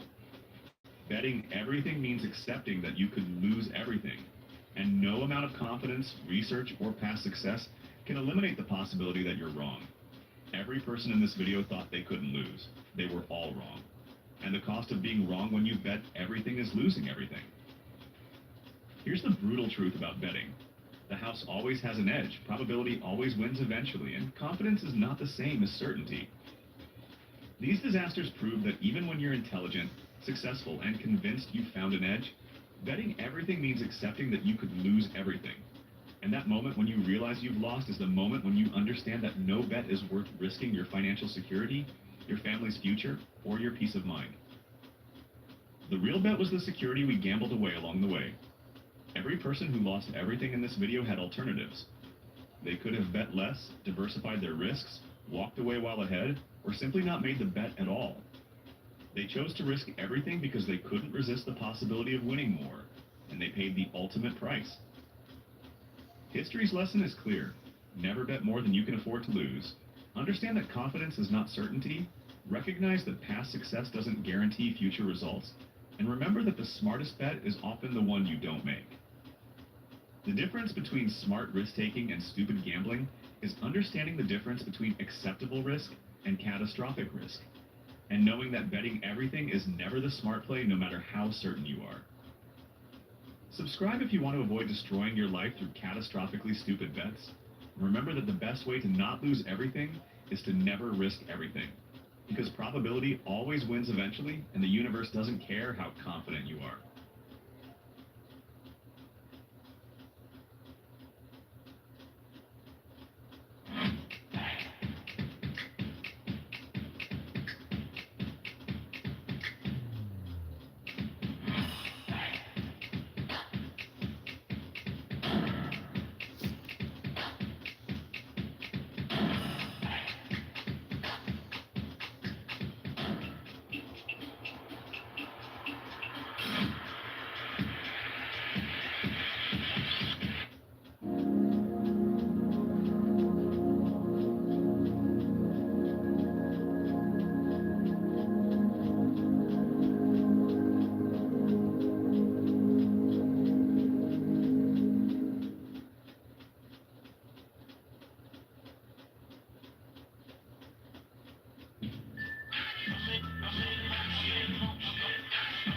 Ladies and gentlemen, my name is Andrew Callahan, and you're watching Fivecast, our weekly broadcast here at Channel 5.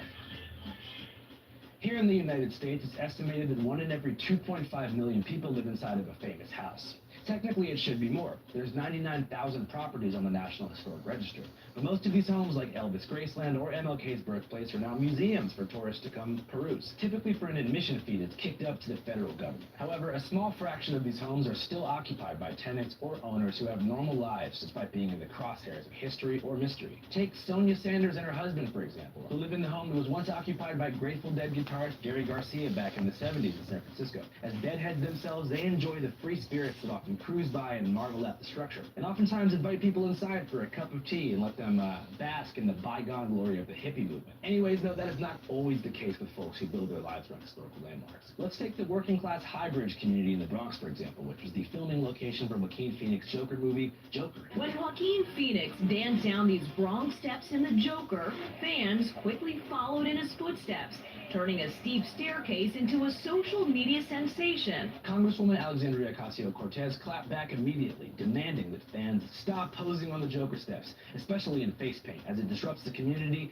creates congestion, and erodes the cultural fabric of the Bronx. Adding, back when I was a kid, those stairs weren't safe, and people been doing that dance for a long time, is all I gotta say. We come up and down these steps every day, and every day when I come down the stairs, I have to go through a barrage of people. But I'm gonna reserve judgment on the Joker steps for a real Bronx legend like the Kid Mero. Yeah, you motherfucker, how you know? And speaking of the Kid Mero, many of y'all probably know that around a year and a half ago, we opened up Channel 5 for submissions to hire new correspondents. We said if you want to be a correspondent, submit a 5-minute and 55-second documentary to our team and we'll look it over. Well, it's taken us about a year and a half to finally break down the 1,000 submissions that we got, and we finally picked our favorite 10 submissions, and we had an American Idol-style panel to break down our favorites and explain why. If you guys want to see that, head over to Patreon at www.patreon.com/channel5. But if you want to wait, it'll probably be on YouTube in like 2 or 3 weeks. All right, it's been a pleasure. Channel 5, salute. All right, though, back to the Joker Steps and the Bronx controversy. That little back and forth spat between people who fuck with the Joker Steps and the Bronx defenders probably lasted about 2 days in the media at best. But it coined an interesting term called meme tourism, which I see as a bit of a bastardization of the word meme. But the point is that, franchise fandoms descending upon an IRL physical location of fictional significance is a recipe for disaster. And that is especially true for a woman named Joanna Quintana, widely referred to as the Breaking Bad house lady. My sidewalk is closed. My sign says stay across the street. Guys, don't get close to my house and stay right there. Get away from my house. I'm looking for Skylar. She's dead. Get out. She's not dead. For you North Sentinelese out there, Breaking Bad was a fictional TV series that first aired on AMC in 2008. The show's protagonist, Walter White, was a chemistry teacher who, after receiving a terminal lung cancer diagnosis, decided to break bad and sell methamphetamine on a large scale to make as much money as he could for his family, because he's gonna pass away soon. Location-wise, Breaking Bad takes place in the troubled southwestern city of Albuquerque, New Mexico, where Walter has a house with his wife Skylar and their disabled son Walter Jr., who loves breakfast. Now, unlike some southwestern productions that are actually filmed in the California desert, Breaking Bad was filmed 100% in the real motherfucking ABQ, biatch, and the one-story home that's used as the White residency belongs to a real-life woman human being named Joanna Quintana, who grew up in that home and has been there since 1973. When the show first aired back in 2008, Joanna got a few visitors coming by to see the Walter White house, which she thought was kind of cool, even when a company called Breaking Bad Tours put her house on their route. But then everything changed a couple years later. Oh man, things got really, really bad, beginning on March 28th, 2010, when Season 3, Episode 2 dropped. I'm not going to drop any spoilers here about that particular season because honestly, Breaking Bad, in my opinion, is the greatest show of all time. So if you're home, side note, go watch it. And Aaron Paul, Jesse Pinkman, if you're watching, come on the podcast. I want to talk about the transformation of Idaho. But Season 3, Episode 2, aka Caballo Sin Nombre, which means horse without name in Spanish, irreversibly changed Joanna's life forever. And the relationship between the fandom and the house. And that's all because of a pizza, an unsliced, thin crust pepperoni pie, to be exact. In that episode, while in the midst of an argument with Skylar, Walter throws a pizza into the air during a fit of rage and frustration, and it lands perfectly on the roof of the home. Here's that scene.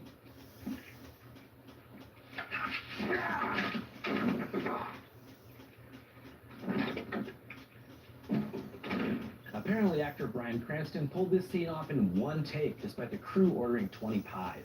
And that particular scene took off in the meme sphere, which is great news for director Vince Gilligan, but not such great news for Joanna. It looks like a normal home, but for fans of the hit show Breaking Bad, this is a sort of mecca. Almost overnight, armies of fans began arriving in droves to Joanna's home.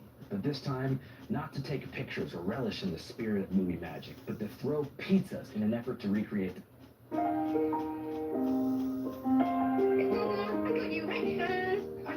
It's not always raining. There'll be days like this.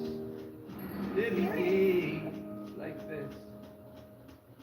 Apartments.com helps me find a place I never want to leave. And neither do my friends. Search now on Apartments.com.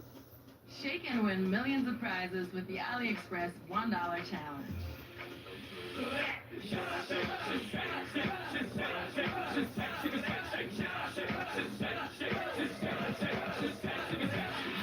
Get unreal deals for just $1.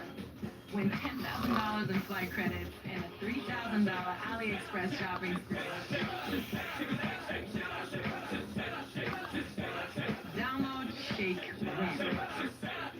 Not getting sleep from your bank, here's how to get your money to make you money. When you set up a high-yield checking and savings account with eligible direct deposit of at least $10,000, you can get either a $50 or $300 bonus. Opening and funding your SoFi high-yield checking and savings account is like flipping a switch. Suddenly, your money's earning, not just sitting in an account, and that's just the beginning. SoFi's APY is super competitive, way better than the national average. So your money doesn't just sit there, it grows every single day. And there are 0 account fees, no overdraft fees, no monthly fees. It's a total game changer. I opened the account, funded it, and haven't looked back. It's hands down the best decision I've made for my future money goals. Signing up is quick and easy at SoFi.com/banking.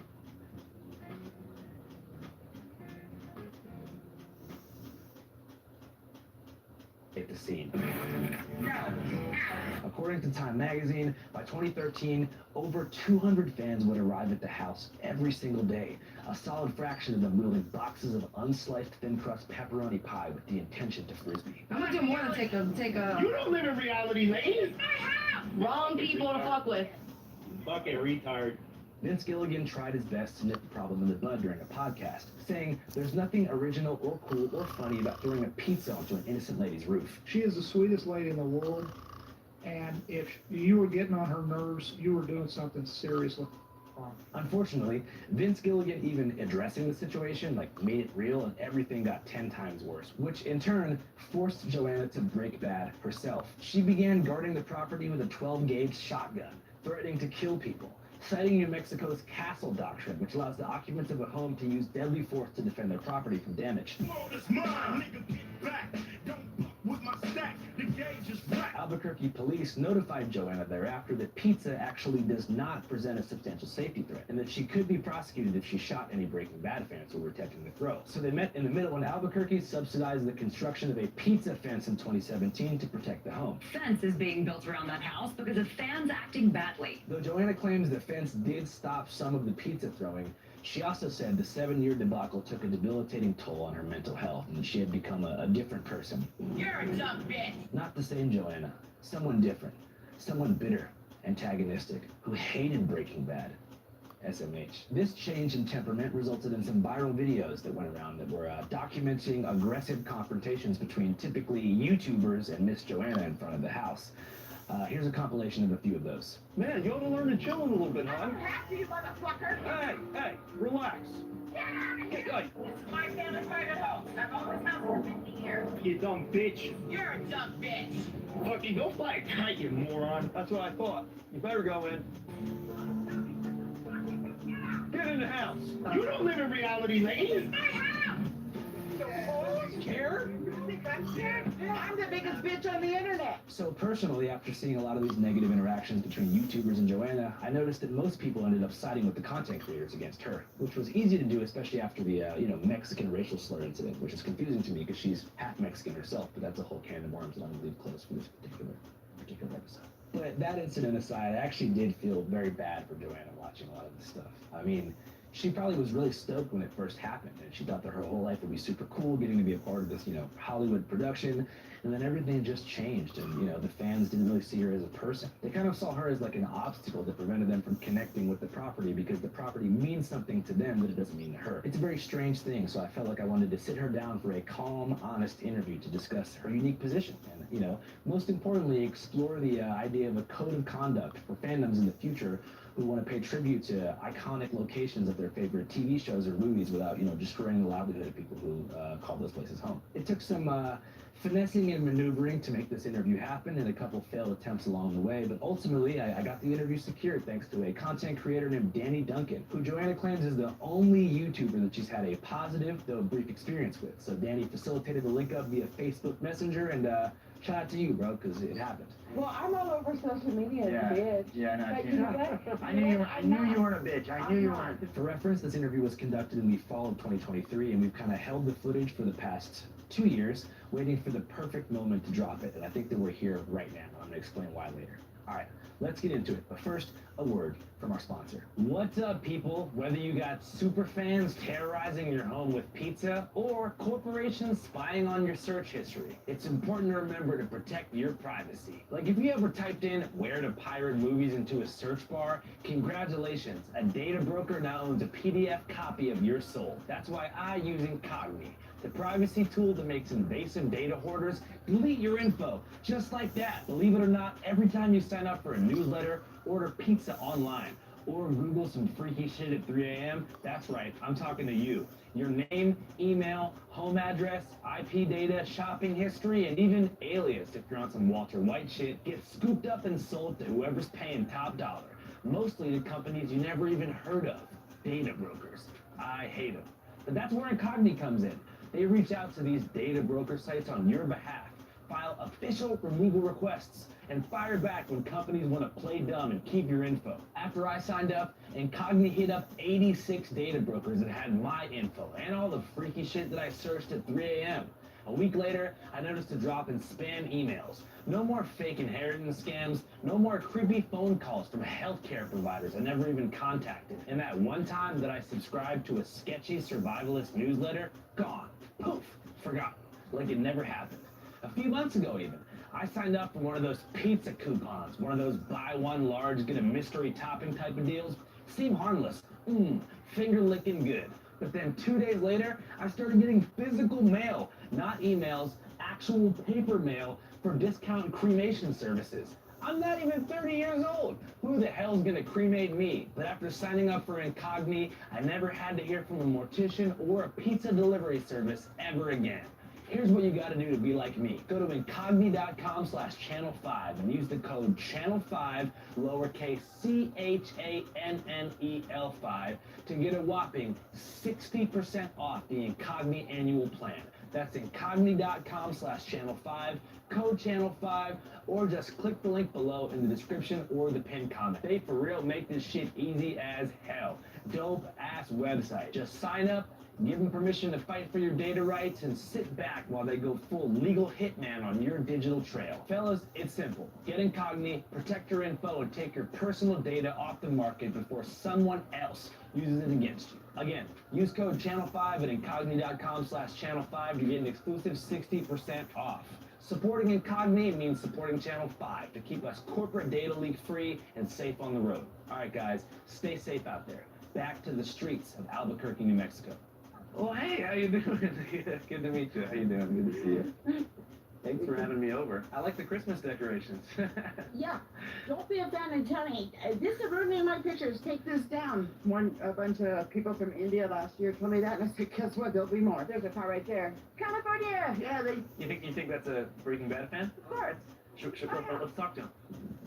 How you guys doing? I know Garrett. They pull up from here. I don't know you from Adam Night. No. But you know me. Or you've heard of me. I think so. You? Yeah. So Okay. she actually lives in the house. Oh, okay. Okay, so we get busy at checkout time at 11 at a hotel. Mm-hmm. You can't check in to hotels between 3 and 4. We get busy between 3 and 4 because people have nowhere to go. They're here, right? Can you tell us your name, where you guys are coming from? Well, my name's Carson. I'm coming from Louisiana, but I'm going back home to California with my brother and then my family. Right, Eric. Who's your guys' favorite Breaking Bad character? For me, oh man, I want to say Mike. Who's the most hated character you hate? Skyler. How does it feel being here, looking at Walter White's alleged house? Yeah, it's cool. It's a little, not what I expected, but with all the decoration. But I mean, I think it has a good twist to it. You know what I mean? So this would be an example of very friendly visitors, right? If they were to come, get out of the car, stand on the sidewalk, like my sign says, take a picture, and automatically leave. There's no reason to sit here for more than 5 minutes. Even my local police say, that's loitering, that's stalking, Yeah. For sure. For sure. When did your relationship with the Breaking Bad crew start? The day they rang their doorbell.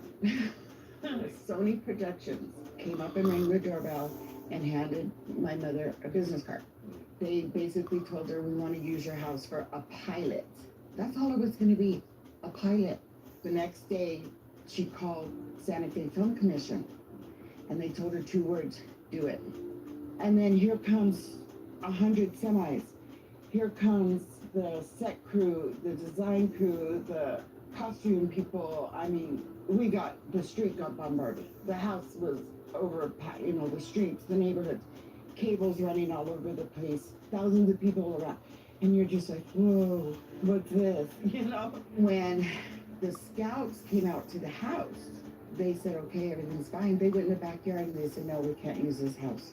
And everybody's like, why? This storyline is he's a struggling school teacher. Why would a school teacher have a pool? So the scouts said, no, we can't. So they go back to Vince Gilligan, and he comes the next day and goes to the backyard, and he says 2 words, write it in, 3 words, sorry. Because the pool became a pretty significant part of the story. Like, you remember that part where airplane parts are flying from the ceiling? And there's also, I don't know what the scene is, but Walter Jr. is like drinking alcohol or something. Yeah, throwing up in the pool, that was cool. Yeah, so that was your pool. Yeah, the whole scene of the backyard is real. They later duplicated it to the set. See, that's where all the fans get confused. They think they use the house. Yeah, they use the exterior, the front of the house and the backyard. We did not move out, rent out the house. They just, at first, took all the furniture out of the house and took it to storage. Well, 2 or 3 times doing that, let's find another place. So they moved everything over. So the inside was basically where all their cameras and films and director chairs and wardrobe was and all that. Not 1 square inch of the house is true to the show. But the majority of it was filmed in the backyard.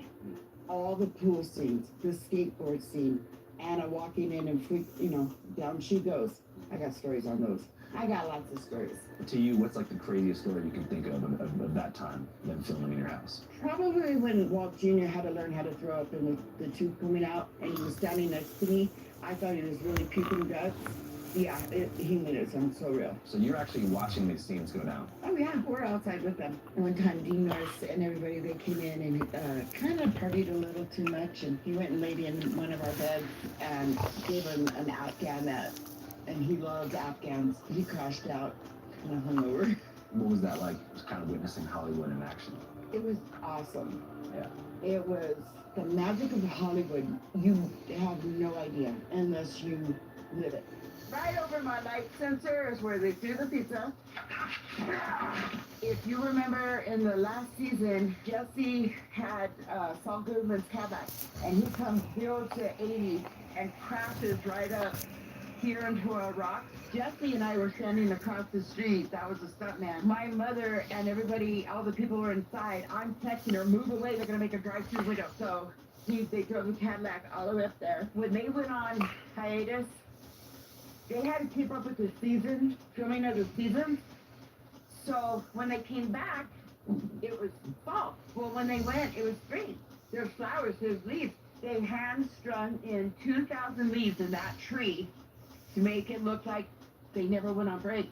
They had to put fake roses in our neighbor's yard over here. They hand-scraped off the snow off the sidewalks. That's magic about Hollywood that you don't know, that you don't see. The scene where Walt takes the baby and Anna's running down the street.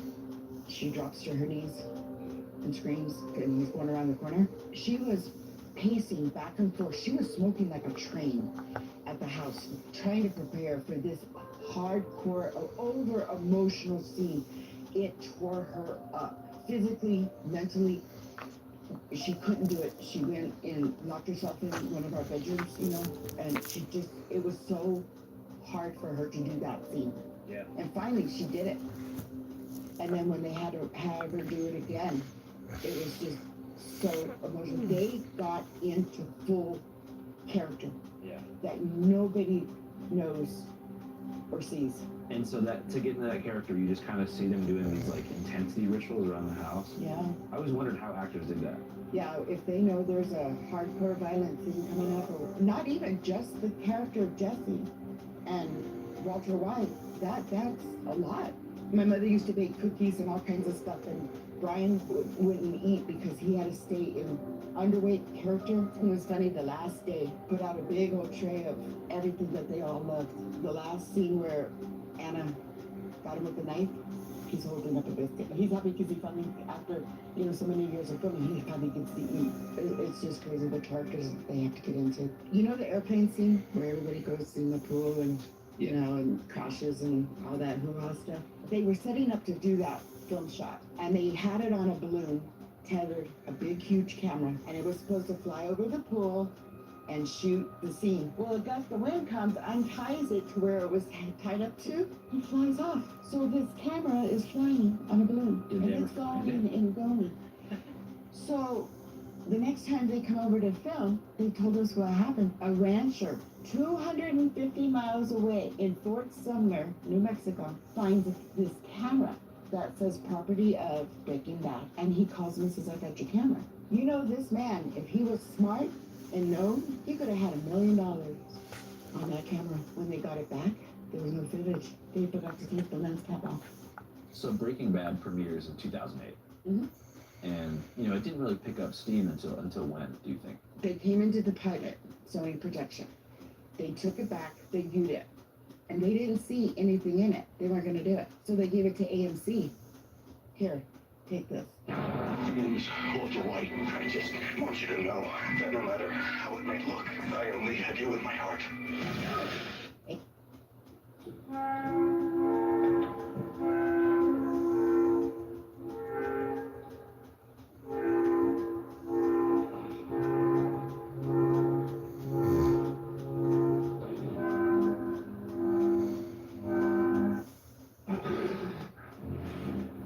You like them? They're half off.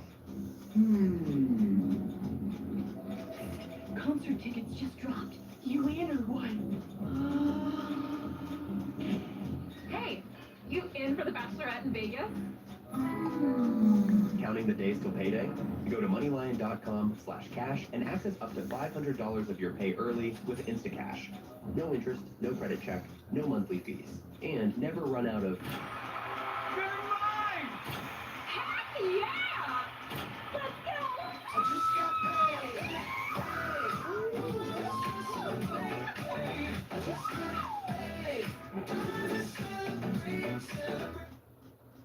AMC took it, and now you know what happened. Okay, it's just huge. 1 and 2 were really slow, real draggy. People were losing interest in it.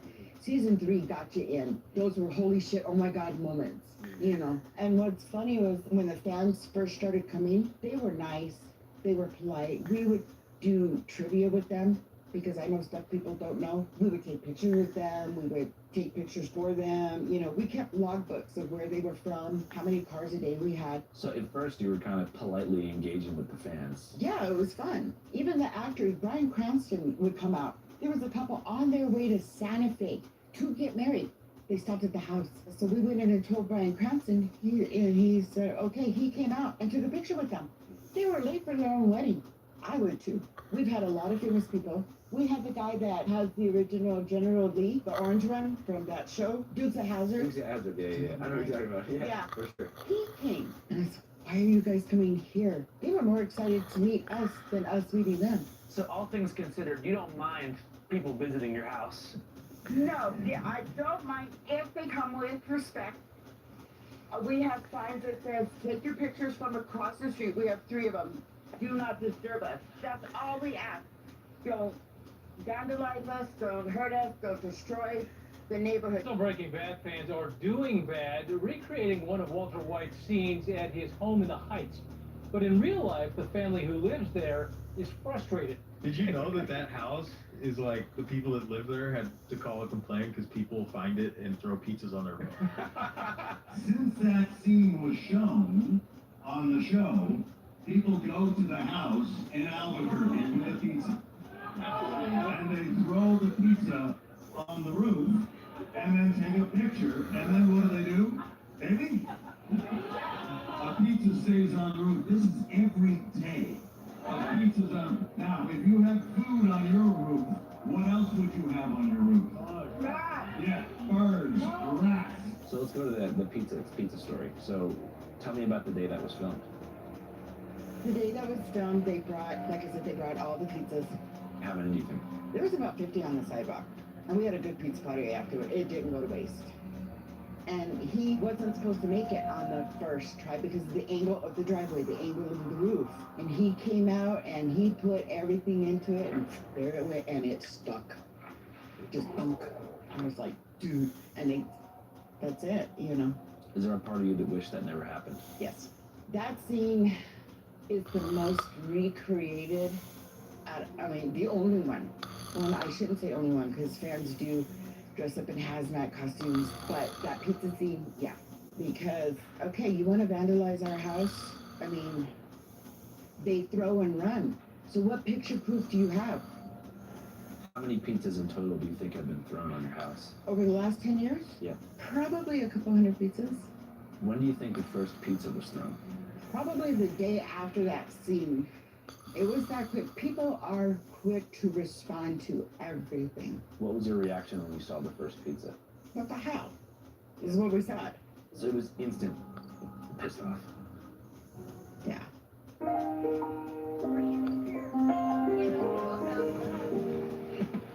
It's not always green. There be days like this. There be days like this. Struggling to pay your energy bill? At SRP, we're here to help. Visit srp.net/help.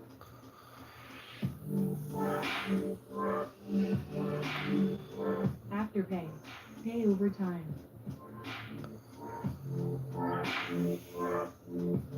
Download now.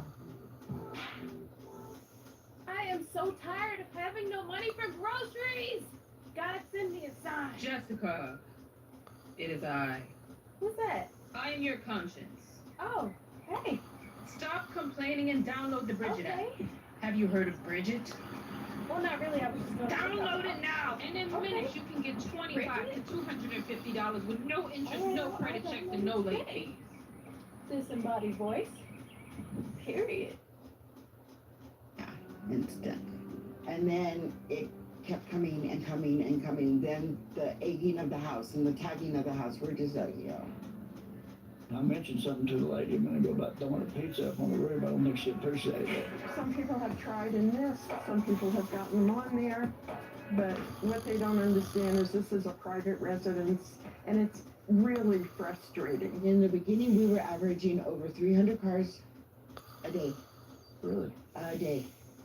And then on the weekends, God forbid holidays.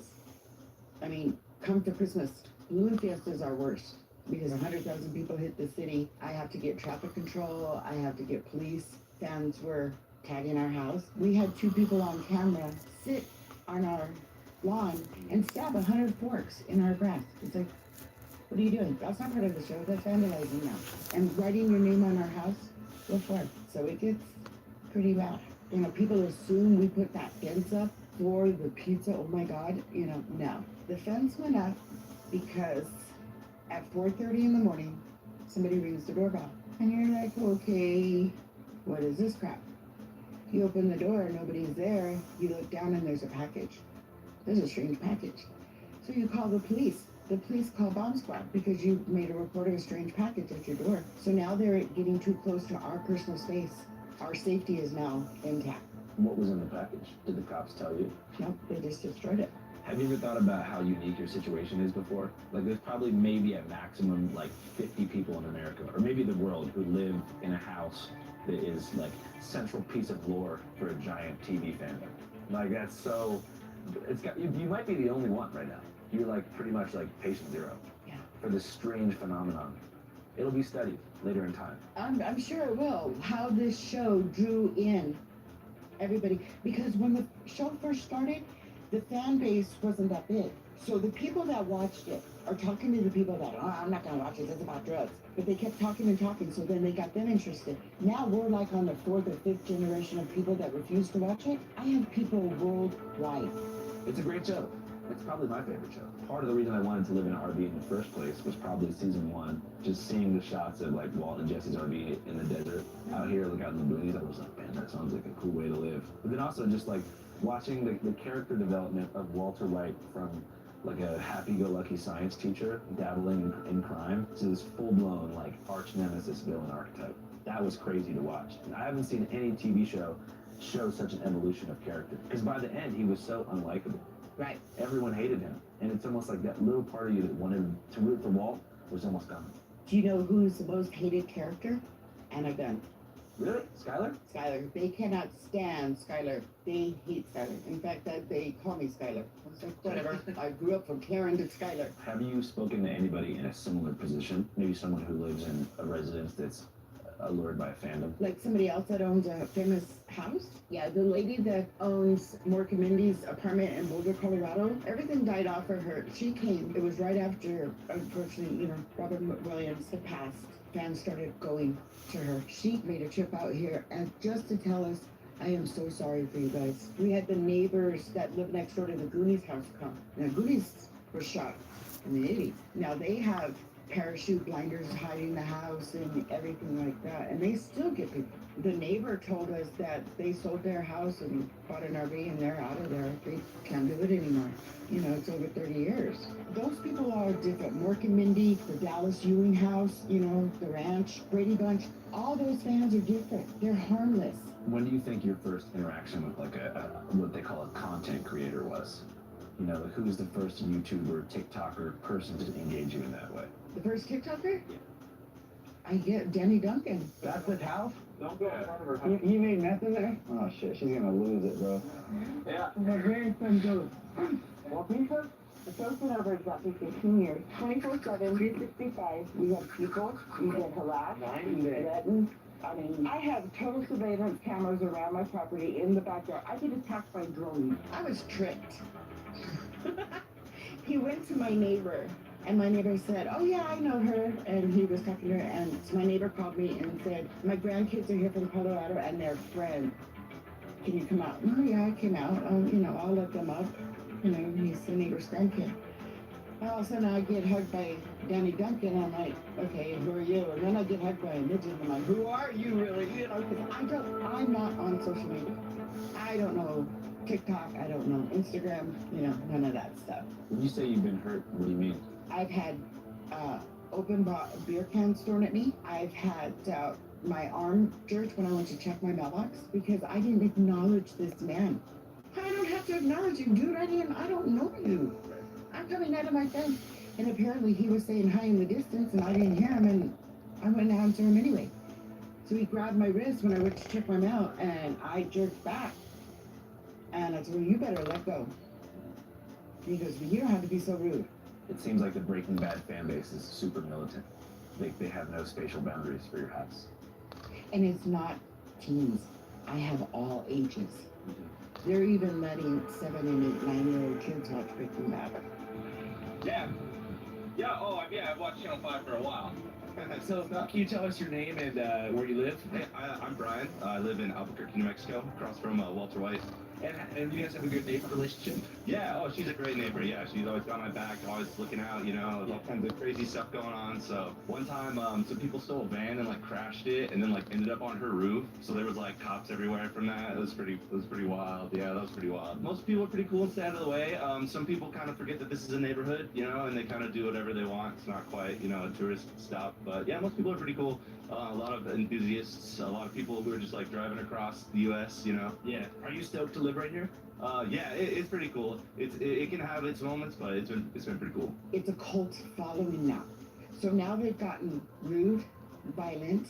You dumb bitch. You're a dumb bitch. Wrong people to fuck with. Fucking retard harassing me. My mail gets filtered every day. My mailman let this go by. This came yesterday. So I want you to see this. Saul called. Free Saul Goodman. What does that have to do? Walter White, who's dead, have to do with me? I get this constantly. I get threatening mail. I get packages in Joe Smith using my address. Walter White, hearing aid, appointment, in car, you know, I get stacks of mail to where my mailman doesn't even give it to me anymore, but he gave this to me. Yeah. Because I knew I was going to talk to you. And it just makes no sense because Saul Goodman doesn't even live at your house. Right. None of them are real. Right. But even in the context of Breaking Bad, we actually don't know where he lives. It's never revealed. No, it's not. When he lived with his brother Chuck, we knew that they lived together, but Saul Goodman's residence is not revealed after that. Yeah. So I don't like that one bit. Gosh, if I owned this house, I would be giving tours all the time. Super cool. Why, it's a family fucking private house. Ain't no fucking tours, stupid. Oh, I didn't say you gave tours. I said I would give tours. This is cool. It's a family home. Well, you rented it to them. I didn't rent nothing out to them. Go to the fucking studio, that's where they filmed it. Get your fucking facts straight. Yeah. Well, I guess this is going on YouTube. They start with the intent to fight with me because they want to make themselves 30-second TikTok famous. Okay, so they only show me going off. They don't show what started it. You are that fucking stupid. Get out with that thing right now. Get out. It's in front of the house.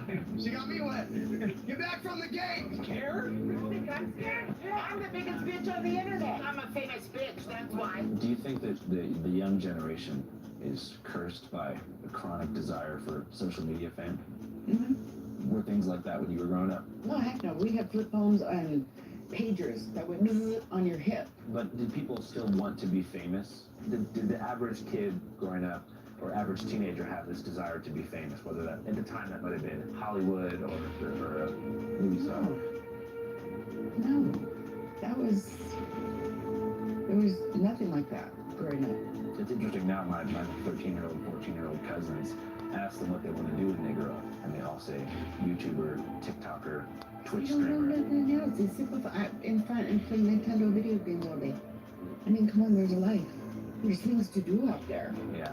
Looking back at everything, do you think that Breaking Bad was good or bad for Albuquerque? It was good for Albuquerque, for tourism, and get Albuquerque noticed, because we're just a piss-hole dirt place. Nobody knows. You drive through 66 on your way to Flagstaff, on your way to Vegas. Bryan Cranston loved this place so much, Albuquerque. He bought a townhome down on Nob Hill. He's got an apartment. Aaron Paul loves it here. R.J. Minton bought a house out here. Walt Jr. Dean Norris bought a house down. You know, they fell in love with the city because there's more to Breaking Bad than people know. Did you know at the same time Breaking Bad was being filmed that Avengers was filmed here, Transformers was filmed here? I wonder if because California is so expensive, you know, with the taxes. Oh yeah, they're getting good tax credits here. Did you know you're less than a quarter of a mile away from where Jim Morrison lived? His father was in the Navy. They moved here on Utica, Candelaria. They settled here for a few years. He went to school, moved out, moved back in the same house. You're that close, but nobody knows. It's like I could be your tour guide if I wanted to. Do you still like pizza? Of course, I'm human. See, that's good. I have nothing against the pizza, but there's 3 pizza restaurants in this local area, and people call in fake orders, either online or call. There's still 3 restaurants that do COD. People think they're going to deliver 20 pizzas and I'm going to buy them. Get the hell out of here. I'm one person. I'm not going to eat 20 pizzas. My address is flagged, actually. They have to call me first to see if it's a real order. 2 years ago, June 25th, a friend of mine let me know that there's an internet threat on Instagram to the house. The title of this person's Instagram said, "Let's bombard the Breaking Bad house on June 25th at 5 o'clock. This so-called person had 2 million followers. 700 of them responded, okay, I'll be there, we'll do it. So I get on the phone and I contact the studio. They look into it. They come to me and says, we got you. We'll take care of it. June 25th, they got the state police. I had 3 state police officers 24/7, 3 days. The day before and the day after. 2 days after the event, this thing was going to happen. I had 2 undercover cops in civilian vehicles. It didn't happen. We had a lot of people that day, but nothing happened. Right. That's good. It has become a cult following because these fans do not accept the end that he died. They refuse. You're talking about Walter White? Yes. They refuse the ending. And they let me know. They'll come screeching down the street screaming, Walter White, come out, I'm here to buy meth. I'm like, dude's dead. You want to go where his headstone is? I'll give you the location. There's a fake Walter White headstone. You don't know the story on that? No. Dude. Okay, so the character dies.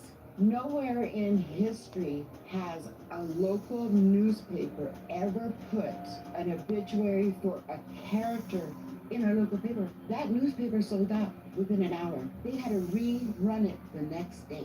So here's a fake character in our local newspaper. They go and have a real service at a local cemetery. Fans show up like, do you know how they've never been? So now the fans are going to the cemetery, spending the night, having parties. So now they're just respecting our local cemetery with our loved ones. Mourners paid for dirt to toss across an empty coffin, which was laid in a real gravesite with a headstone, and it will stay there for now. So they moved the headstone. It was a fitting end for loyal fans, but for families with loved ones laid to rest here, it hits too close to home. My son is buried about 15 yards away from where the makeshift gravesite is. But yeah, it was real. Is there a part of you that feels like, man, I should just move out of here? No, because it's our family home. That's our first and only family home because we traveled all over the country as little kids. My father was in the military. This is our family home. All of us grew up. Now the grandkids are growing up. So you have like a deep connection to the home. Yeah. Fans come and tell me, well, if you don't like it, you should move. Well, why don't you move? Don't tell me what to do in my home. You don't pay my bills. Is there anything you want to say to the people out there who are thinking of maybe visiting / harassing you? Well, they can come and visit with respect. They can come and take their pictures. Don't stay and stalk me for 16 hours because I will call. You know, I get scared. You would too. Yeah. If somebody's staring at your house for 16 hours, that vehicle hasn't moved. They're watching. They're up to something. Yeah. And 911's on speed dial. Well, there's that. I hope you guys enjoyed it. Felt like you learned something along the way about, Breaking Bad, Albuquerque, Joanna, me, I don't know. As I mentioned, though, I've been sitting on the footage for a couple years waiting for the right time, and now is the right time because Joanna caved. Maybe that's a negative way to put it. Joanna changed her mind about living there for the rest of her life. She actually just listed the house for sale. Despite being valued as a property at $350,000, the house is now listed for $3.995 million. Walter White's home in Breaking Bad is officially up for sale. Yeah, but it could be outside your budget. You see, the homeowners are asking for almost $4 million. Joanna told the New York Times that she's just over the harassment and wants to finally cash in big. She hopes that the future owner of the home will turn into some kind of fan-friendly museum or bed and breakfast, which I would love to stay at. I think it's sick that she's finally cashing in, because I understand the desire to stand strong in your position, but I mean, Breaking Bad probably quadrupled, if not quintupled, the value of that house, which is just a standard Albuquerque house. So I think it's overall good news. Anyways, after wrapping up filming with Joanna and the ABQ, we decided to cover a different issue, the ongoing drug crisis that has ravaged large subsections of Albuquerque. Much like in Breaking Bad, the new flavor of choice in the streets is in fact blue, but it's not methamphetamine. It's fentanyl, which is being pressed by the cartel into small, sometimes 25-cent pills called blues that have hooked tens of thousands of people of all colors and creeds throughout a very short period of time. We just felt like with the celebration of the fictional drug traffickers that has brought so much attention to the city, we owed it to Albuquerque to do our due diligence and cover the actual ongoing fentanyl crisis, which is very much real and doesn't have a fictional house or Hollywood actors attached to it. Here's a preview of that. One-A-Day Women's multivitamins are formulated to support women's overall health, so you never miss a beat. Another email, no big deal. A quick workout? Yes, strength starts from within. Then it's apron on. You're making dinner with your little sous chef. You show up, and One-A-Day is here to support overall health, including immunity and energy. Shop today. One-A-Day, the one for you. This area is day or night, they're moving. They know where the guys come to drop off the fentanyl at these gas stations or these different places, and they have a whole network. But if you're from Albuquerque, you're from New Mexico, you're a certain way. And we grew up with these realities, fentanyl is just the new thing. What did we have before it, When I was young, heroin really shaped my life and my family's life in Espanola. I was able to get away from that place and move to Moriarty, and there was meth everywhere, single wide trailers full of meth. And now we've come to the opioid epidemic, and it's turned into this thing called fentanyl that was made in a lab, and it's far more deadly than, it's not deadly, it's sustaining these people like zombies. The streets of Albuquerque, New Mexico are not to be played with, especially as they face an increased rate of homelessness and a mass surge of fentanyl, driven by the mass production of small pills called blues, which are pressed and packaged in Mexico by cartels, who receive the raw fentanyl precursor materials from Chinese chemists, who operate with little to no consequences from their government. After all, we're enemies, right? There's a new drug of choice in New Mexico that's causing problems like the state's never seen before. It's in our communities. It's found everywhere we go. And it's something Bernalillo County officials say needs to be discussed as often as possible. Even a few grains of this deadly synthetic fentanyl can kill you. Bernalillo County reported nearly 69 deaths per 100,000 people. That fentanyl's killing a whole lot of people. Back in the day, it used to be shima, used to be heroin, you know? Overnight, it seemed like the blues came in, and I just started to see everybody that, like, I knew that was getting high on just the heroin, go over the pills, like, their whole lifestyle changed. You know what I mean? Like, they started losing everything, you know what I mean? Like, I mean, heroin's not no better, but I mean, it seemed like it wasn't as much of a need for it, you know what I mean? Like, people were going on just stealing shit right and left, you know what I mean? If it ain't bolted down, someone's gonna take it, you know what I mean? In the years prior, Albuquerque's gritty reputation was something that many well-to-do residents saw as quirky, a small blemish on an otherwise often ironically celebrated through the veneration of the character Walter White, a fictional meth dealer from the series Breaking Bad, who once called their ABC home. But the surging violence and property crimes accompanied the advent of blues have caused residents to get curious and push for a real solution. Much like in San Francisco, where I believe the nonprofit facilities like the DDR Project, who distribute safe supplies to drug users in the hopes of curtailing the overdose rate, Albuquerque is home to several nonprofits for broken condominiums, one of which is called the Endorphin Power Company. So I'm Jeff Holland. I'm the executive director here at the Endorphin Power Company in Albuquerque's International District. I'm also a clinician at New Mexico Wellness Residential Treatment Center in Utah. If you'd like to see our full episode, Albuquerque Street, head to our Patreon, www.patreon.com/Pentecost. We have the full 3-hour ancestry documentary out right now. As many of you guys know, we are 100% independent. If you're members on Patreon, it's $5 a month. It's 2 sets of business to keep the show going. Again, that's www.patreon.com/Pentecost. If you guys want to check out Albuquerque Street and support us well here. All right, that's it for you guys. Hope you guys have a good one.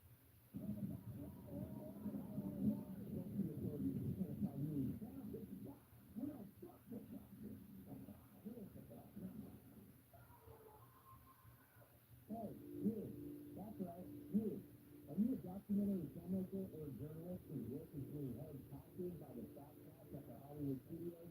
Or even worse, being held back by a philanthropist organization like Vice, Rock, or Mother Jones?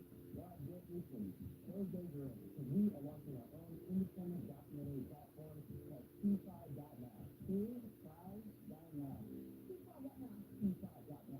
It's going to be available on smart TV, iOS, and just the regular old computer.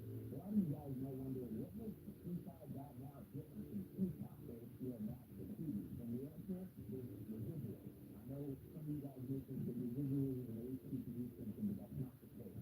It means the proportion of streaming revenue that you get paid after your movie runs time. Most people get 10% or 20% of residuals, but if you got a film on C5.now, you're going to get 55% or more of residuals. Yeah, it's going to cost money. It's going to cost $5.55 a month, much like the entire film. But the thing is, that money's going to go straight to the director, straight to the executive producer, straight to the people who actually put money into the project itself. And you don't got to fucking break off about 10% for all these fat guys selling our cartoons. So if you have something you want to submit, do me a favor, email me that to submission@pentecost.me, and YouTube will be a part of C5.now. We're not going to change the edit, but we will get some feedback. It's not that here, but it's almost there. Maybe let music, say enough music on that if you want to, but you don't have to. That's true to Pentecost.now. Suggestion, not enforcement. And the best thing about C5.now is you don't got to be 18 and up. That's right, there's nothing to do. We're going to have documentaries for kids about the history of Roblox or how to succeed in Minecraft. Maybe you want some Mr. Beast stuff on it. Not it. Maybe other languages. Mandarin Chinese. The main language of the Philippines. This is a bit of nonsense. And the best thing about Channel 5 and C5.now, we're going to take those proceeds and support local business. Some bird there. C5.now, everybody.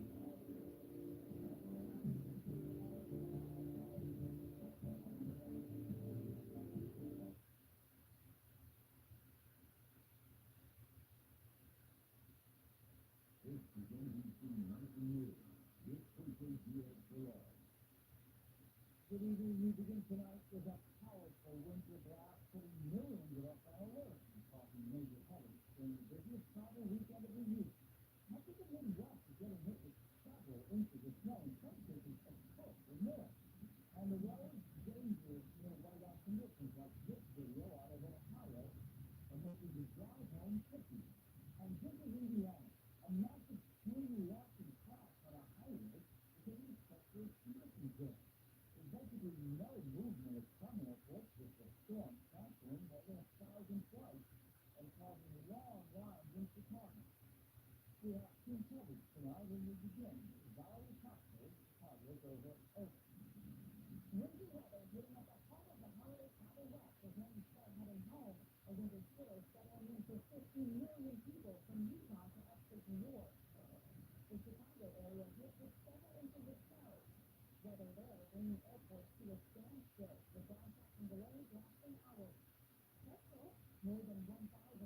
celebrations at O'Hare Airport, with families trying to get to Miami in time for a food, a surprise for their mother's birthday.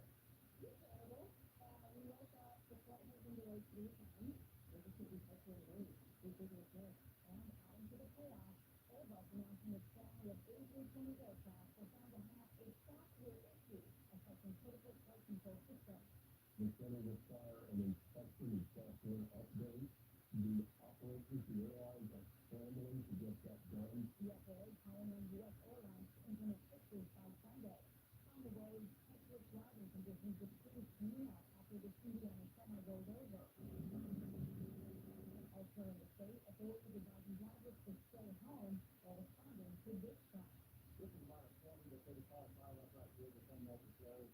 People just need to drive the car when the first starts falling, reduce the speed, make sure you buckle up. In the West of today, transportation officials saying these images of traffic throughout the state at times closing highways. And drivers in Ohio dealing with smoky roads and low visibility. For those slowing down traffic levels, some worry at Woodstock. We'll get to the result of this first. Now we're catching us launching out from Chicago's O'Hare Airport in Valerie. This wintry nut is coming at a really bad time. Sunday was already expected to be the busiest travel day of the year. Now people will be playing catch-up after the snowy Saturday showdown. And according to the FAA, some delays here already extend into early tomorrow morning. Okay. Now we're talking about Chicago's O'Hare Airport. Thank you. Brilliant New York is Matt Brookston from our NBC New York station for a latest forecast. And Matt, there's more on the way. Yes, we do. That's what it's plenty of storms still left. Heavy snow throughout the Great Lakes and strong storms down to the southeast. These aren't quite winter conditions, but they're not far off. We're refrigerated from 1 to 2 hours. Snowfall rate is up to 35 miles an hour. But no, it's a rain concern throughout the northeast and down to the southeast. It's definitely coming to travel on Sunday. The snowfall credit heaviest to the upper and west. You can see another 6 to 8 inches of snow in parts of Michigan and into western New York. And then here tomorrow, I would expect delays at our airports up and down the northeast, along with some snow delays back into west. Okay? And thank you. The holiday shopping weekend is off to a strong start tonight. And let me tell why. It might be one for the residents. Open down. The holiday shopping list is officially includes food. What are you going to get for the holidays? And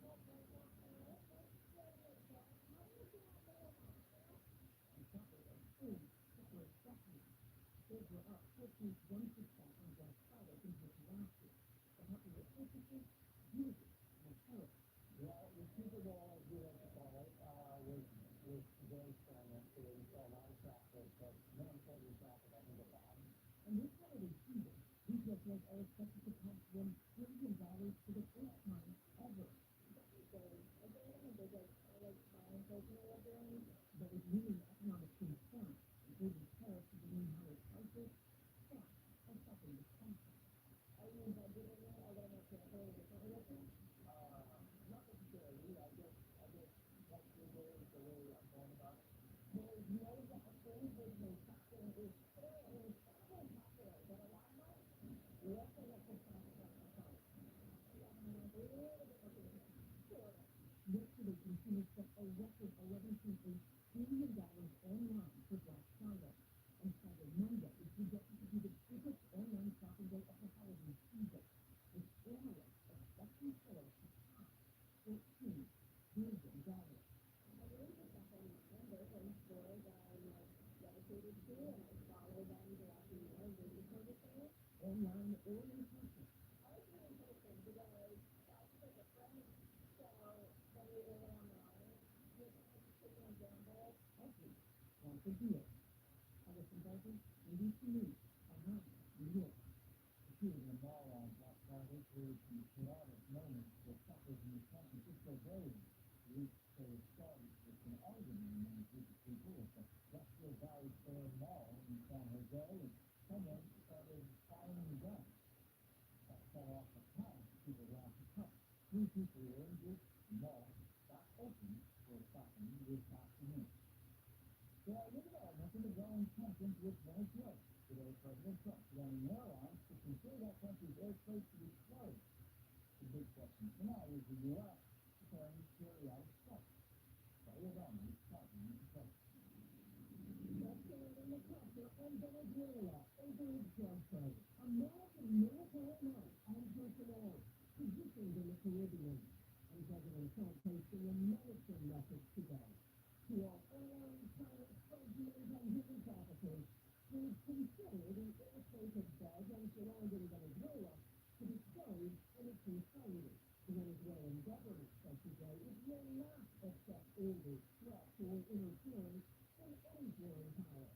President Nicolas Maduro, who made frequent TV addresses, has not appeared publicly this weekend. Mr. Trump has also warned of potential land strikes to combat illegal drugs. And we'll be starting to stop them by land also.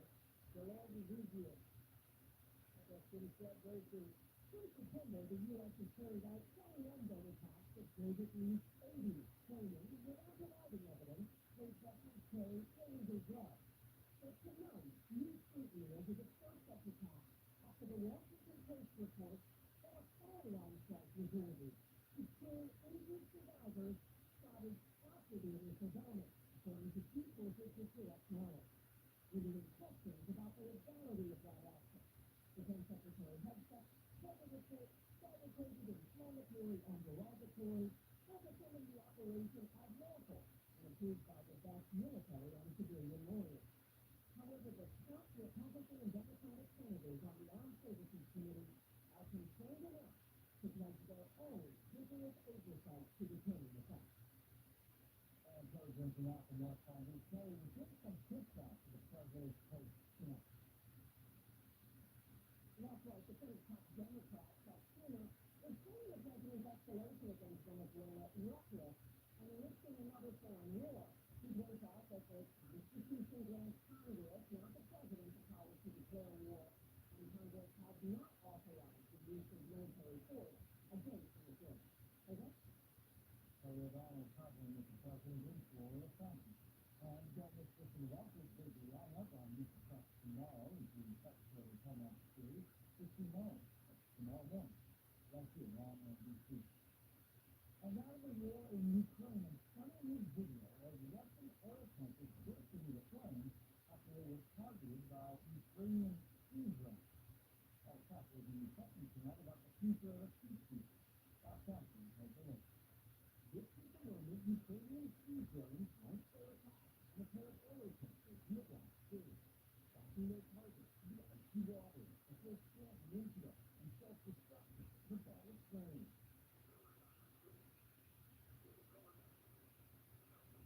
With successful, with NBC News 5 professional time tracking sites. No crew members were harmed, service authorities said.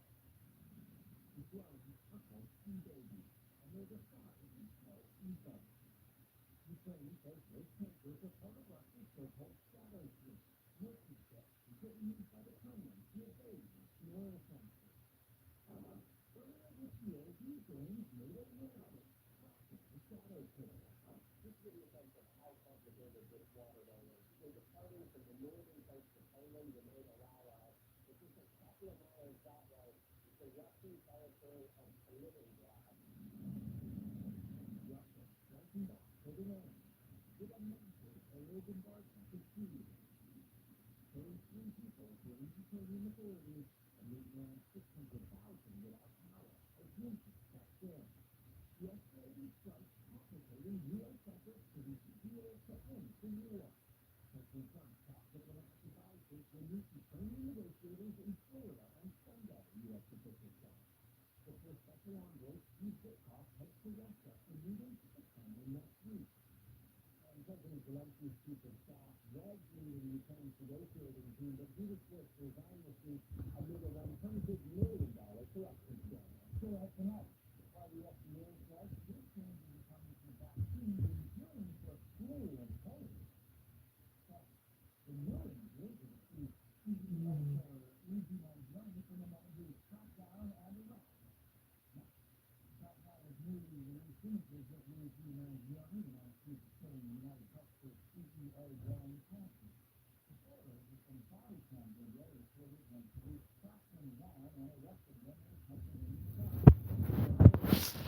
sitting in the corner wearing a mask. And Jones pleading not guilty and being back and forth on Monday. Also tonight, an important health alert. The FDA is looking to overhaul the rules when it comes to vaccines. This after the agency released new information about what it calls COVID-related deaths in some kids. Ryan Chandler reports. Tonight, the FDA claiming without evidence that COVID shots are linked to at least 10 children's deaths and vowing new vaccine rules because of it. In an internal memo obtained by NBC News, the director of the FDA's vaccine division, Dr. Vinay Prasad, alleges no fewer than 10 deaths reported to the agency between 2021 and 2024 were related to the COVID vaccine. It appears 10 deaths of children from the COVID shots. We're going to make that information available. Those cases were reviewed. The memo did not include the children's ages or medical history, did not identify the vaccine manufacturer, and these findings have not been published in a peer-reviewed journal. An HHS spokesperson did not immediately respond to a request for comment. Experts maintain COVID vaccines are safe. Parents can be confident in the safety of the COVID-19 vaccine. But now, Dr. Prasad says the agency will change how it evaluates vaccines, including revising the annual flu vaccine framework. The memo says pneumonia vaccine makers will have to show their products reduce pneumonia rather than create antibodies alone. They can just make it not a very good business proposition, and people will stop making vaccines. The American Academy of Pediatrics telling us tonight they are concerned that the newly proposed requirements could limit children's access to safe, proven vaccines.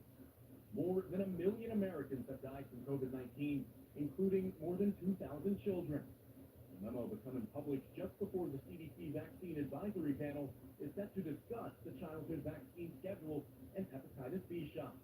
Ryan Chandler, NBC News. There's good news tonight.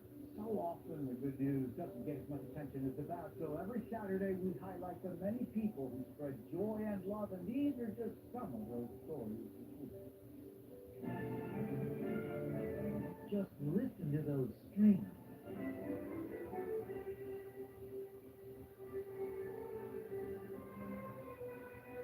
That's director Christopher Selby getting a huge surprise from his students at Charleston County School of the Arts in South Carolina.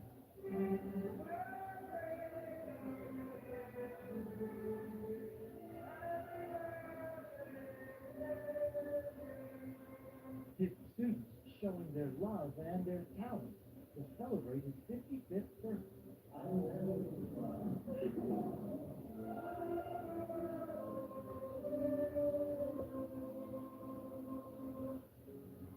At this firehouse in Florida, a reunion these heroes have been waiting for. That's Bandit, who was rescued by Clearwater Fire and Rescue when he was home alone. Luckily, Bandit made it out okay, and his owner, Brian Rogers, had to thank the heroes who saved him.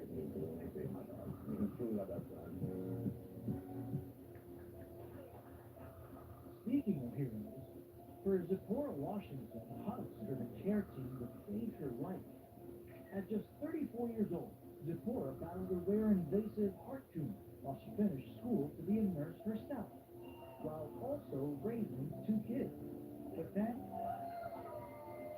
she beat it and got started with the next chapter of her career and her life. Zipporah thanking the nurses who had her heart in their hands, and now they're inspiring her to take the same care for her patients.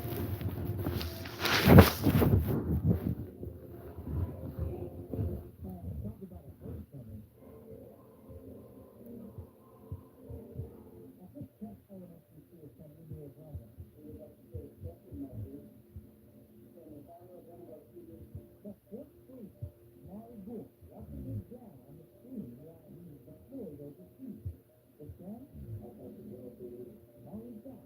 Their first master sergeant, Jose Bull, is actually there in person.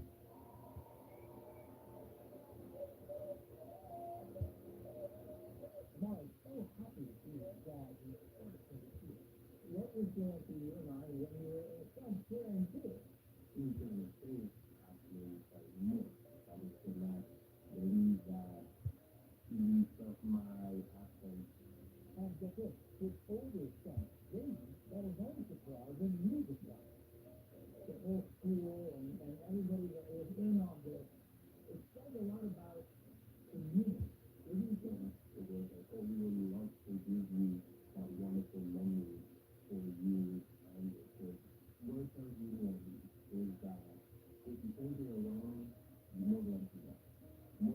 with someone who is looking active and they want to look out for you. That's NBC Now News Police Operator Great Howard Jackson will be here tomorrow night. And he'll be up there. Thank you for the privilege of your time. Enjoy.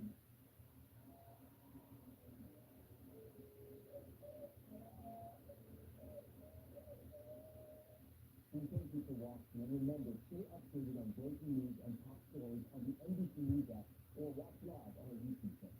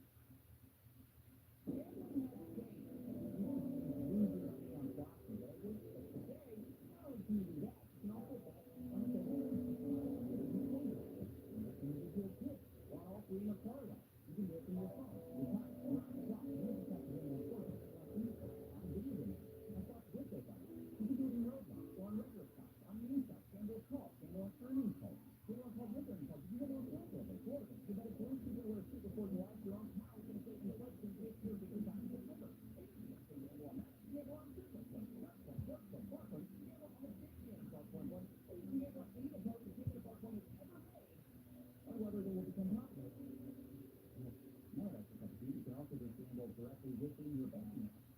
I'm going to do that. Like a gentleman. And don't get me started on sports. Esports. Kind of my favorite Olympic shows. Start the process, the best occupied sports in the game. You will be bombarded with gambling and everything you certainly have ever heard of. DraftKings Sportsbook. DraftKings Sportsbook. How did we get here? And even a good thing that we're turning every spare moment of our lives into a game of chance.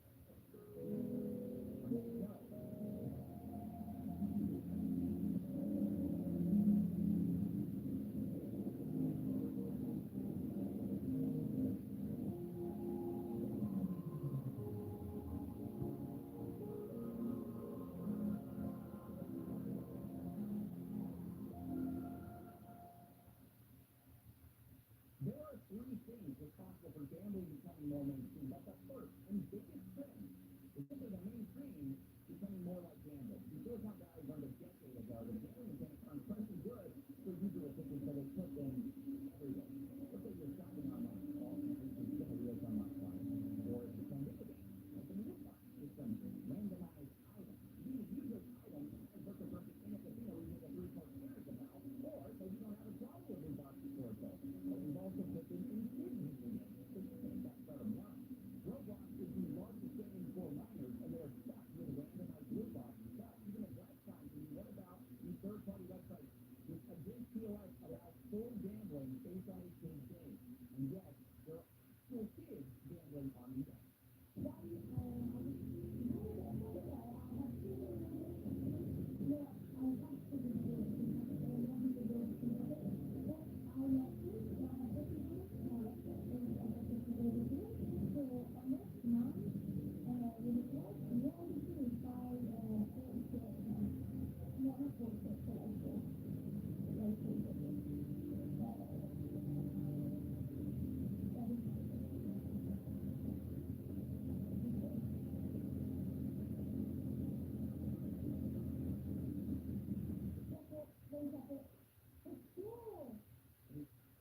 Absolutely disgusting to see that. Look, I spoke to an insider who worked on this website, Roblox Wild, before it got shut down. He heard data that said they made $5,000 a day, or roughly $2 million a year. Thankfully, this website got shut down, but third-party gambling sites still persist because properties and casinos make a ton of money. And that's why we've been putting it into everything, including our college.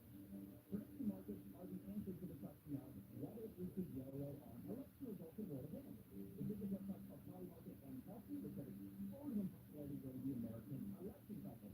But it isn't just major events that attract sellers.